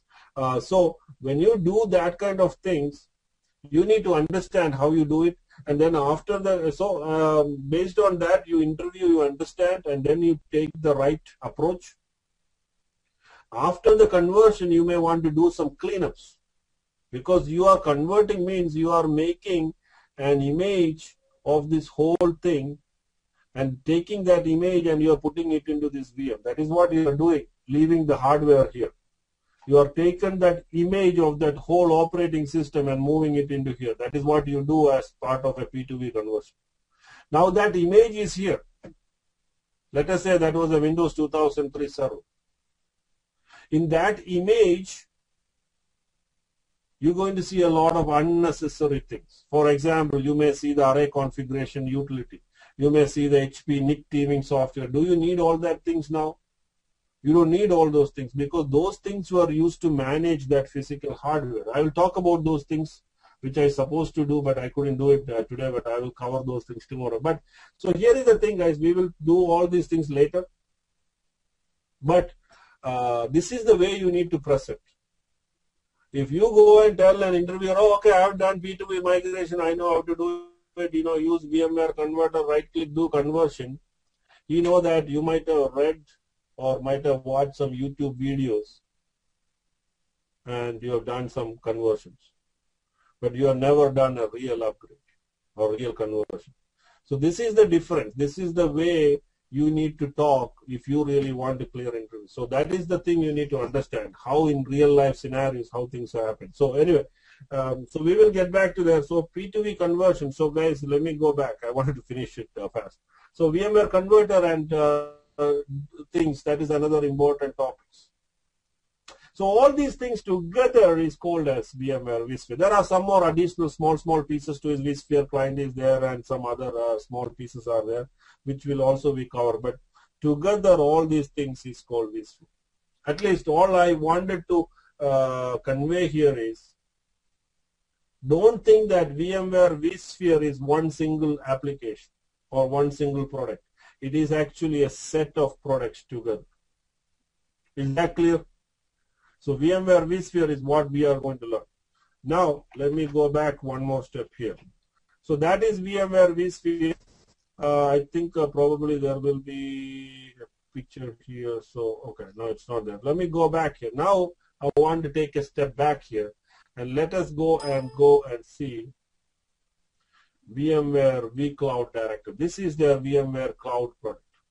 VMware vCloud Director. Complete software-defined data center as a service environment. So look at this. I'm not going to talk about all these things.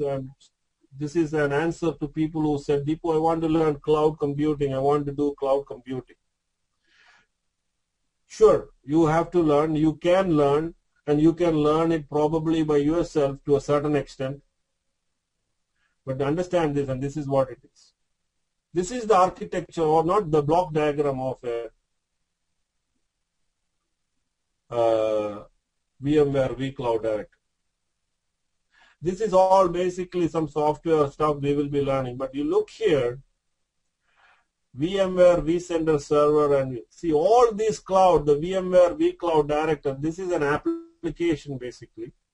This picture is not that clear actually, but if you look here carefully, you can see that the whole thing, this vCloud Director, where is it sitting?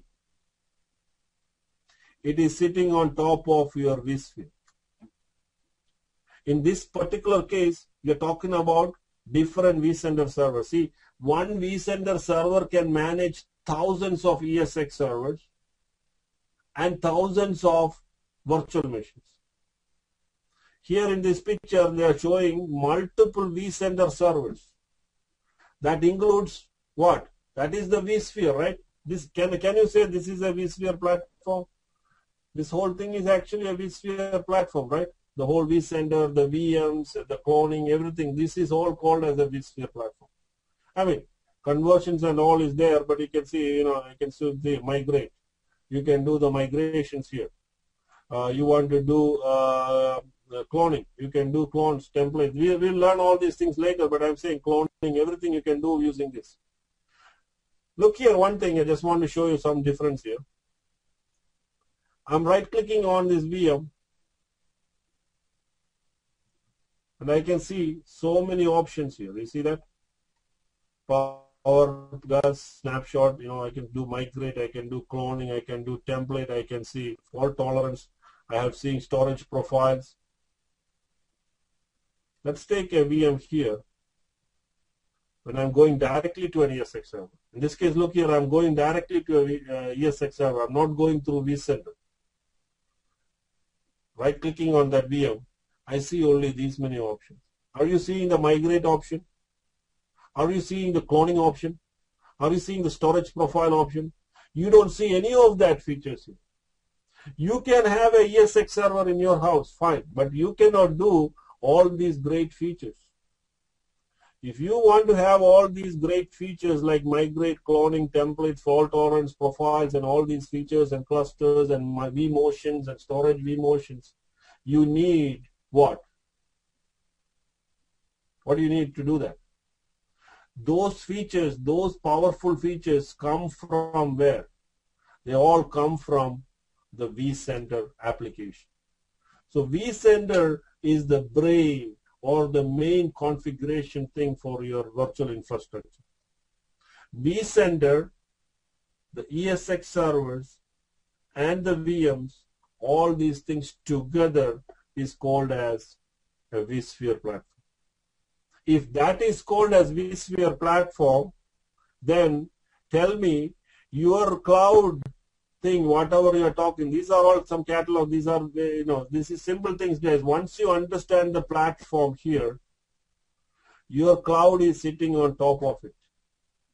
So there is no cloud without this, without vSphere. So I'm putting it in a different phrase. The vSphere is the platform for cloud computing. If you don't have vSphere, you cannot do cloud computing. Again, Fanny, don't take me wrong. Same concept. Cloud computing is there. You can have 5 or 4 or 3 SC, VMM, and all the Hyper-V servers, and you can put cloud on top of it. Microsoft has their own cloud. Microsoft is also getting into it.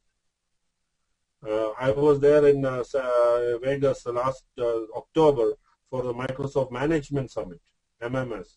In MMS, even though it was Management Summit, they were supposed to talk about, SCOM and other things, but 90% of the breakout sessions were focused on SCVMM and cloud and telling that Microsoft is going big on cloud computing. That is true.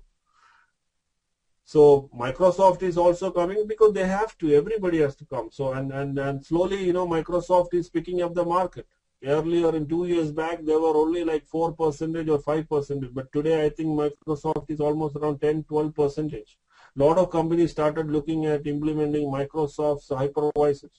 Even we are looking at hypervisors. We already have some hypervisors with Hyper-V servers because there is a lot of cost savings associated with it. Now that we have to build more and more virtual machines, those days at development, Aravind, the HR manager, he would have requested only 2 servers. Deepu, we have a new application coming. Can you get 2 servers? Yes, Aravind, I can get it for you. Let me call HP. I order the server. It takes 2 months, and I will take. Or I will bill back Aravind so much amount, $20,000, $30,000. It's a 3-month process. Aravind will get the 2 servers. He will use that as his whatever it is for the PeopleSoft. Today, Aravind is calling me and saying, "Hey Deepu, I need 5 servers, each with 8 GB RAM, 8 processors, this much of storage by today evening." That is what his approach is today. Why do you need, Aravind, this many servers? Yeah, I need it for some time, because people all think that, yeah, VMs are, is easy, I can get as much as VM. So many companies still don't have a chargeback policies. If your companies do not have a chargeback policies, they have only one IT infrastructure, and that IT infrastructure provides everything. Those companies are actually struggling in today's world with the demand coming from different business units. Aravind will get the pain only if I charge him back. Hey Aravind, I can give you 10 servers in next 2 hours, or in another 1 hour I can give 10 servers for it. Ready. I don't need to call HP. I don't need to, because I have everything ready, because virtualization that is what it means. I can do it as long as I have the plan and prepare my environment in such a way. So that is where the technology is going. Now let me put one more thing on top of it. Let us say my company is having a proper bill back policy. That means if Aravind, the HR manager, asks for 5 servers with so and so configurations, and if I give him that 5 servers on time, end of the month, we will send an invoice to Arvind's department, even though we are all part of the same company. It is internal billing, and that's how the companies operate, big companies operate. I sent, or our department, infrastructure department, send an invoice to HR department saying that, okay, give us $100,000 for these 5 servers. Now, Arvind has to think whether I need 5 servers, because Arvind's bonus is based on how much money he spent. So he will try to reduce as much as possible, because if he just spend $100,000, then he may not have money to take one more consultant to do development. So that will automatically make him think whether he need to spend money simply or not. Earlier days, it was not like that. No bill back. I will just ask the infrastructure team. They will give me whatever I want. I will use it. Even though I don't need 8 processes, I simply ask, give me 8 processes. Things like that. Okay. Now listen to me. That is what happening in many companies today. I give Arvind 8 servers, and end of the month I send him an invoice. Tomorrow, what you're going to see is not that. There is a private cloud implemented in my company. When I talk about a private cloud, everything is automated, everything is web-based. That is what a VMware vCloud. It is one of VMware's cloud implementation is called as VMware vCloud Direct. I don't know what is, I think there is, I forgot the name. Microsoft has its own cloud application. Azure. What is that like? Azure, correct. Azure, A-Z-U-R-E. Azure, or I don't know how to pronounce that. Azure, correct. That is Microsoft's cloud platform. I'm not talking about that. Let us talk about VMware vCloud Director. Let's say in my company we have vCloud Director implemented. Everything is proper. That means it's all automated now. Now, Arvind don't even have to call me. He can just go to a website called, Merrill Lynch website, cloud/Arvind. He can just click, okay, I'm getting 3 application servers tomorrow. He can just click on the tab, say buy. As soon as he click on the buy button, what happens? Automatically, the vCloud Director and the provisioning, see, that is what we are managing. We as VMware administrators, our job is to manage this whole vSphere environment. When he click on here using the catalogs, it will automatically provision the necessary VMs for him here. It will build that server. It's not building, it's all from template. We will learn all that things, how VMware can do that. It will automatically get deployed. It will get IP address. It will get the required software. Everything is in place. And automatically this system will also send him an invoice back to him also. So now today I don't have to worry anything. I have a complete cloud infrastructure ready. Now Arvind, as an HR manager, you don't have to call Deepu, or you don't have to contact somebody else in my team to get the servers. It will all be provisioned automatically for it. It's a workflow kind of a situation. You may not even have to click on that. It's a part of the processing of the HR process. When a new employee joins, do you know what all things companies do? Anybody? Can anybody tell me? Let us say Satya is joining Merrill Lynch tomorrow. There's a whole lot of automation happens tomorrow, right?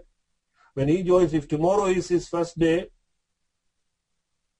the company needs to have a provision for him to sit. He should have a seat. He should have a chair. He should have a computer. He should have a computer account. He should be added into the PeopleSoft environment for his payments. Many things needs to be done. Today, many companies have those things automated. But somebody has to build a laptop or a PC for him and put it and connect all the cables, everything. Even that can be done using this vCloud Direct. That is where technology is going, and that is already there. Many companies are doing that. Maybe Sri was saying earlier if they are working on VDI, probably he can add here. The companies that are using Zen desktops and all, that is their main thing. As a user is joining, automatically it will provision. You know, the company may have, you know, for us, we have thousands of developers from Bombay, you know, Infosys and TCS working for us. People are changing on a day-by-day basis. As the new user comes in, we will give him a new workstation for him to work. It's a VM. But that VM is, it's not that, you know, till today, in our environment, we build a VM. But again, building a VM is a 2-minute process. But tomorrow, once I have my cloud implemented properly in our company, we don't need that also. When that new consultant joins and the payroll department says, okay, he is going to be charged from today onwards, when that HR manager click that button, automatically a VM will be created for him. That is where the technology is going. Guys, are you understanding, or I'm just talking here? Are you understanding, or at least I'm trying to get you to that flow? So people are saying, or you are saying, you know, you want to learn cloud. You want to learn cloud computing. Correct. In order to do that cloud computing, see, I'm not. Arvind here. Huh? Arvind here. You know what? The good thing is you are giving a top-down approach of, like, you know, how the, like, you know, cloud is working, like, you know, from the catalogs to the, like, you know, the vCenter. So it's a good approach you are giving. Go ahead. That's the reason everyone is interested. I think no one is tracking. Okay, thanks. So that is exactly, so because without understanding that, you may still have a doubt, what the heck is this cloud? You know, everybody is talking cloud. And again, when we talk about this cloud, listen guys, as I said, we are talking about this part of the cloud only, okay? Infrastructure as a service. There are other side of the cloud, which is software as a service, platform as a service. That is all comes only after this, right? Without a computer, you cannot do anything, right? So the first thing, so that is the first level. So we are the people who manage everything. If you are a good VMware administrator and you are a good cloud administrator, you control the world. You have a special respect in the company. And that is what you need to understand. Even whether you are a Windows administrator, or in old days, you know, when I was a Windows administrator, managing Active Directory, managing clusters, managing file servers, you know, I have complete access. That's kind of a privilege, right? People come to you. Hey, Deepu, can I access that? Can I log into this server? Yeah, it's a proud moment at that point. That is the same thing today also. You're taking that into the next level, that's all.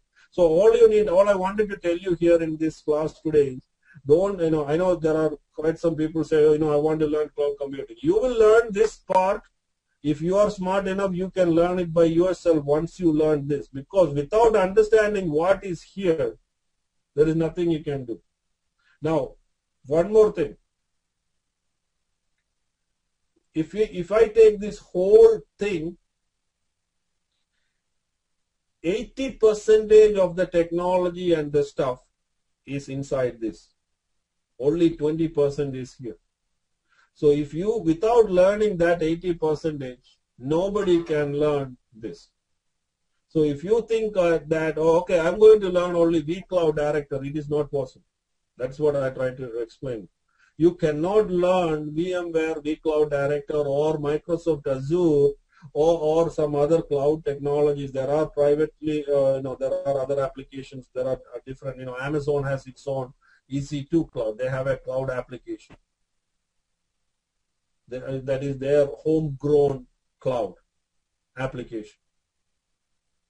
You can probably go there and learn certain things, how to deploy VMs, how to create, you know, catalog, you know, things like that. But you are doing it all in the dark, like something like shooting in the dark. You are not understanding what exactly happening in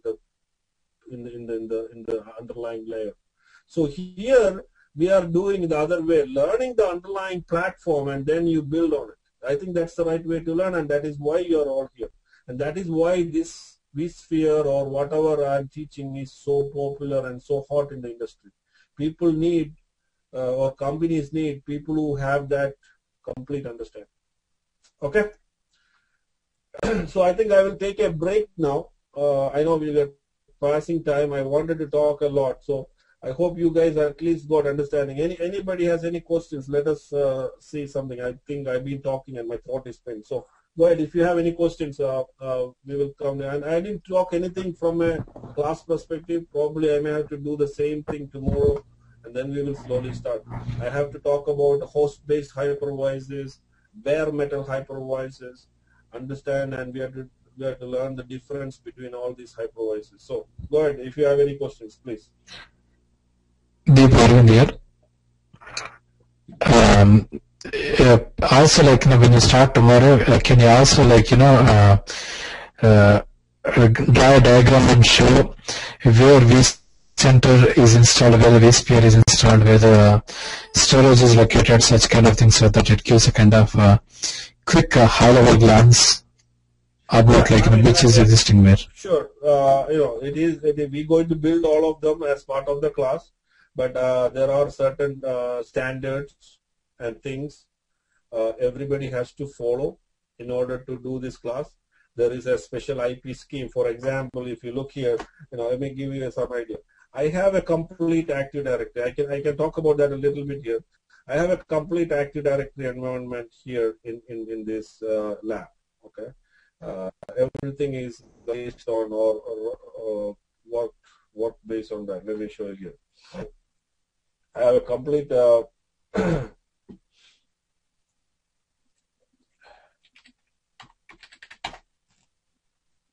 I have an Active Directory domain. It is called as abc.co. It's not the ABC TV channel, but my domain name is ABC channel. And ABC has many computers. I have my domain controllers and all. We are not learning Windows here, but I have a complete Active Directory environment here.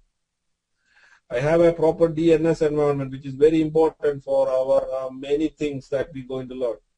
So these are all my different ESX servers and all. And if you look here carefully, you can see that all my IP addresses are starting from 10.10.10.70.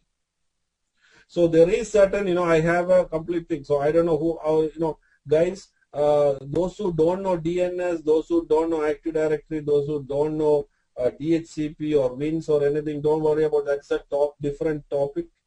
That is not you are here to learn. But as we learn, as we do the class, as we talk, there are people like Fanny and all who has experience, Sri, those who are they are having experience in Windows. You can communicate with them. You can talk to them. I think everybody will cooperate. I can also chip in sometimes and help you guys if you have questions on these infrastructure components, and these are very important also in a company, because VMware and vSphere cannot just come up like a mushroom and work. It needs all these infrastructure components. I'll explain all my components in the next day because these are all important factors. When it comes to DHCP, I have to have a complete DHCP environment. Different scopes and different things are needed for my different pools. So you can see that these are all my different computers here, or they are getting in fact even it includes my iPad, phones, everything here. Everything is working from this DHCP environment. Guys, you don't have access to it. I mean, you can see it, but you will not have administrative rights on these infrastructure components, and that is not required. So what I'm trying to tell you here is, if Aravind is building a server, Aravind cannot go and give an IP address like what he thinks. He has to follow certain standards. I will tell you, okay guys, this is the range of IP addresses you should be using. You should use 10.10.10.60 to 10.10.10.80 if you are building ESX servers. You should use from 100 to 125 or 150 if you are building VMs. Things like that. Okay, so that is another thing. So I will explain how my environment is, what you need to be aware of the lab, and how to build that. Is that what you asked, Arvind?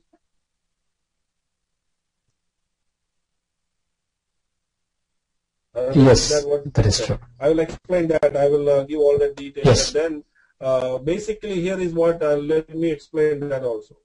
All of you will be doing like this. Maybe you can try that. I will show you now. I think for the demo, I think I showed you guys. Couple of VMs are there. I'm giving you some sample now. you can go to, if you know how to take this remote desktop, either you can go to remote desktop accessories, it will be there, or type MSTSC.exe on your desktop. You get this thing called remote desktop. This is the terminal service client for Windows Service. In that, please go ahead and type in this IP address and the port number. I have a couple of IP addresses. I will give it to each user what IP address is, but this is one of them. So guys, please go and type that IP address, colon that port number. Very important, that port number. The default port for RDP or remote desktop is 3389. Because of the heavily hacking attempts coming from outside world, I have to change that. So I made some registry tweaks to make 7733 as my port. So you have to use that 7733 or whatever I am giving you when I give you a mission. So I will give you a mission. Okay, you use this, you use that. For now, please start a remote desktop connection on your machine, enter this, and tell me, are you guys connected to a Windows server like this? You will be coming to a server like this. It's not part of any domain. It is in a work group. You will come. Are you seeing this screen like that? Can you all try, please? Sujan, can you all? I want to know, anybody having problem? Anybody using Mac here, or all of you guys are using Windows? Anybody using Mac?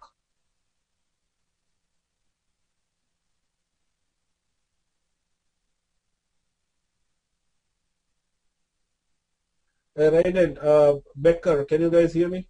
Are you all able to connect, please? Sorry, Becker, Byron. Bala, are you good? Yeah, hold on. Bala.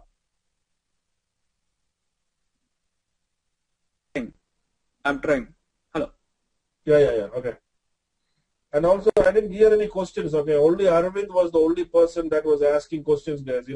There may be hundreds of doubts you should have got by now. I was talking continuously, but interrupt me and ask. Okay. If you don't ask, you're not going to get it. So please ask questions. Okay. What is the difference between vMotion and storage vMotion? Right, and that is what we're going to learn, right? We will learn that probably after 15 days. vMotion and storage vMotion are two different techniques. One is the movement of the active memory of a VM from one ESX server to another, and the other one is storage vMotion, which is the movement of a VM's files or disk from one storage to another. In that case, the VM will be still, or the compute process is still running on the same host. We will talk about that. If I talk like that in high level, I don't know you will understand or not. One is the movement of the actual active memory, and the other one is the movement of the VM's files itself. And that has been all improved, and that is where we see storage DRS and stuff like that, DRS clustering. We'll talk about that when we get into that. Okay, so I hope are you able to see? I just don't want to try. This is what you will be seeing. So you will be logging in. You will have your own ID. For example, Arvind will have Arvind and his password. Once you do that, Arvind will be able to connect. Every user will have a separate username and password, and I will be monitoring that. I know what activity is happening. And please don't use this to browse or anything. Even that is, I will be looking. Please don't misuse it. I never see anybody doing that, but please use that for you do your lab, your exercises. You can do it all the time. But what I am saying is, this is what happens. When you get this thing from your phone, you cannot connect to 10.10.10. anything. First, you need to log into this server like this. Once you get in here, then you can do whatever you want. Now you are in my environment, you are in my lab, and you can start all my servers. You want to go to an ILO for a server, you can do that. You want to go to ILO of a server. Let's say you want to power on an ESX server. You can go to that server, log into that server, and you can do whatever you want. You can power on the server, power off the server. This is HPI. Or you want to connect to a different server, or you want to start a VMware vSphere plan, you want to connect to an ESX server, you can do that. All these things. So this is your playground when you do the class. Okay. So you will be getting all access here. Again, you will not have administrator rights on this box, but you will be able to do everything on the class.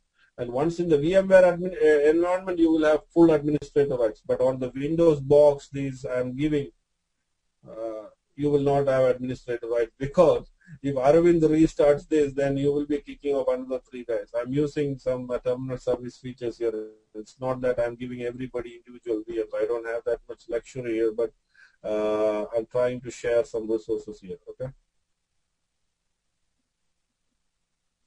For limited managing of VMs in Azure Cloud, we have a manager called App Controller where I can change the size of the server, etc. What is the counterpart of the same in VMware?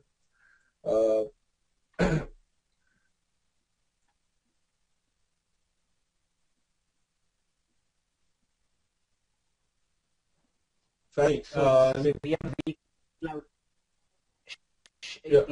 me show you here. Okay. So once you go here, if you go to this VMware vCloud Suite, this is the new product, new platform. I think I have a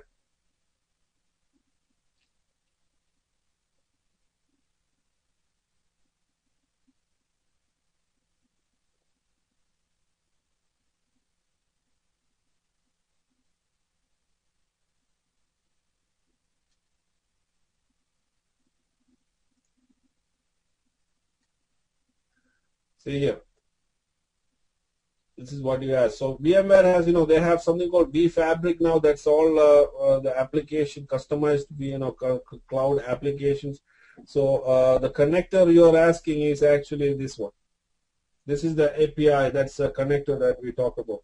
But I'm not going to teach these things. Okay, we are not going to talk about these things here. It is actually the this is what we use to do. This is cloud computing. We are getting into it, but the vCloud Suite consists of vSphere and all that things together.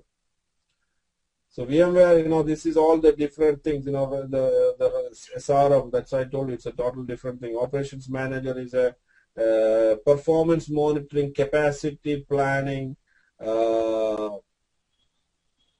chargeback tool. That's a very powerful tool.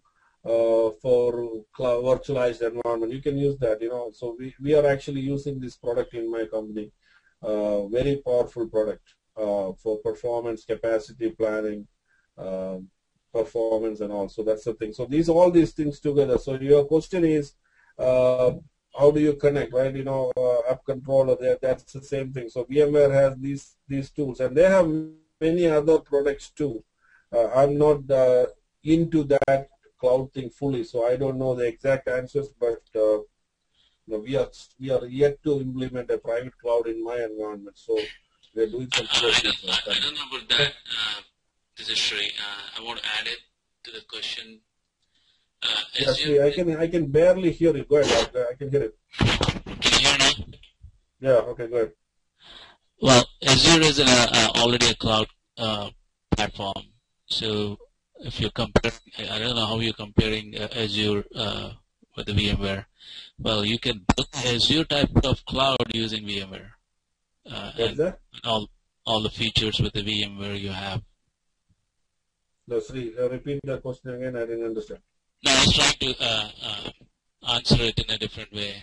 I was not asking a question. Basically, you showed us the cloud director and the connector and all the stuff which you showed up on the website. Okay. So using those, you can build your own cloud. Absolutely. The vCloud Director is the exact answer to Azure. The vCloud Director, along with other things, makes many more things possible. Azure, I don't know, Azure also Microsoft may also have many things, but these are the products that VMware uses to build their cloud. So exactly. I mean, anyone can build their own cloud using. Sure, that's what I was saying. Easy to do. Amazon has their own cloud. But why VMware cloud is important is probably 90% of the companies are using vSphere platform, and now the next step for them is to build the private cloud. In that case, they cannot use Azure; they have to use VCD, right? vCloud Director, or things like that. So you can see. I don't think it's very important to understand what type of technology used to manage a cloud, whether it is Azure or whether it is VCD, doesn't matter. More it matters is understanding the underlying platform, So it can be anything. Even if you have all ESX servers, you can still manage them using Azure, probably by using some APIs. I'm not sure, but I'm strongly sure that I strongly believe that it is possible. Because underlying it's all pooled resources. That's all you should look at. A mix of different platforms. It doesn't matter. Okay. So guys, I know we are running out of time. It's 11 o'clock for some people. It may be late. Even for me, I have to go to work tomorrow. So at least I hope you guys got a little idea. But we haven't talked anything about what I'm teaching tomorrow. But so tomorrow, not tomorrow, the class. So we have to look at a different type of hypervisors. The difference between bare metal hypervisors and host-based hypervisors. VMware Workstation, Virtual PC, VMware Server, GSX Server. There are many products which may come to your mind, or maybe I will talk. They were all called as host-based hypervisors. What do you mean by host-based hypervisor is? It is an application that you install on top of another operating system, like Windows, and then build VMs. I have one here probably. Let me see, I can show you here. I have a VMware Workstation here. I think I have it here.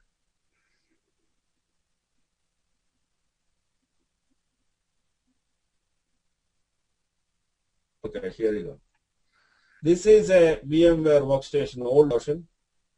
Guys, if I start this, my sound may get disturbed because I'm using my main PC. If you hear me properly, let me know, okay?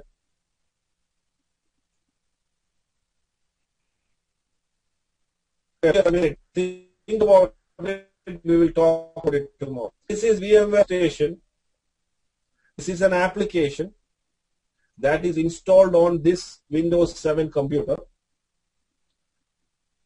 This is one computer. I can start this.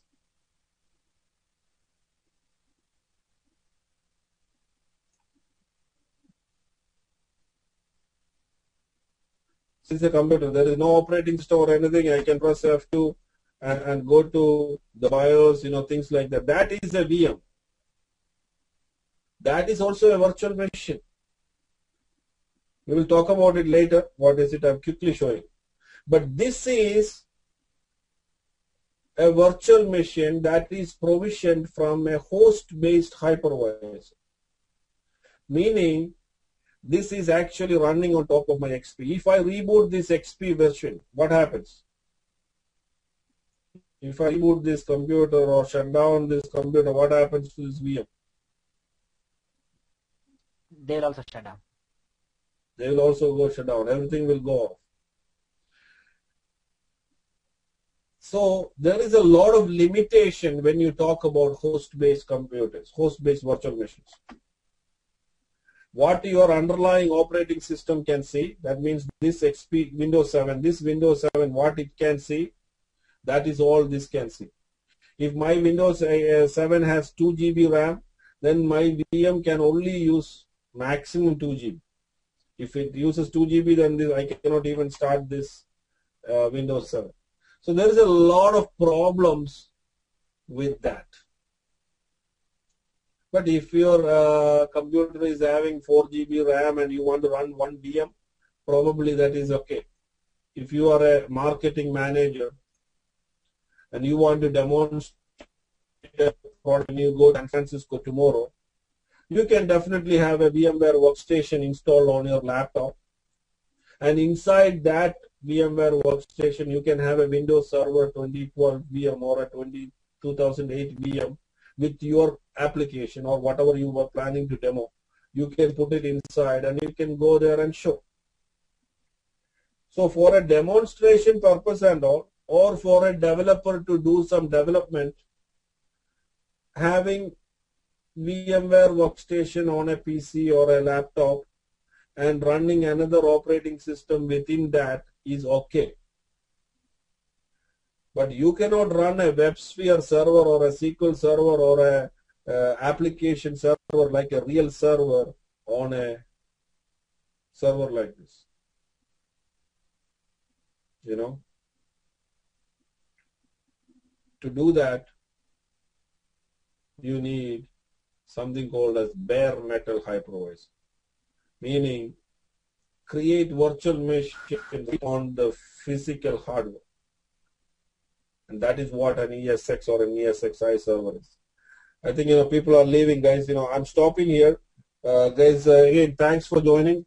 I will send you the details. I know some of you don't have my class details. I will send you tomorrow's thing. Tomorrow, again, we will have the class same time, 8:30 p.m. EST. I have sent class details to few of you, but for others, I will send the class details. Please join on time, and tomorrow we'll start the process of class. And then there is no class on Wednesday. Thursday onwards, we will probably start building servers and all. Okay. So thanks, guys, and good night. If you have any questions, you can ask now. 2 minutes. Otherwise, we will stop. Anybody? Any questions? Otherwise, you can leave. No. Yep. No, we are good. Thanks, you.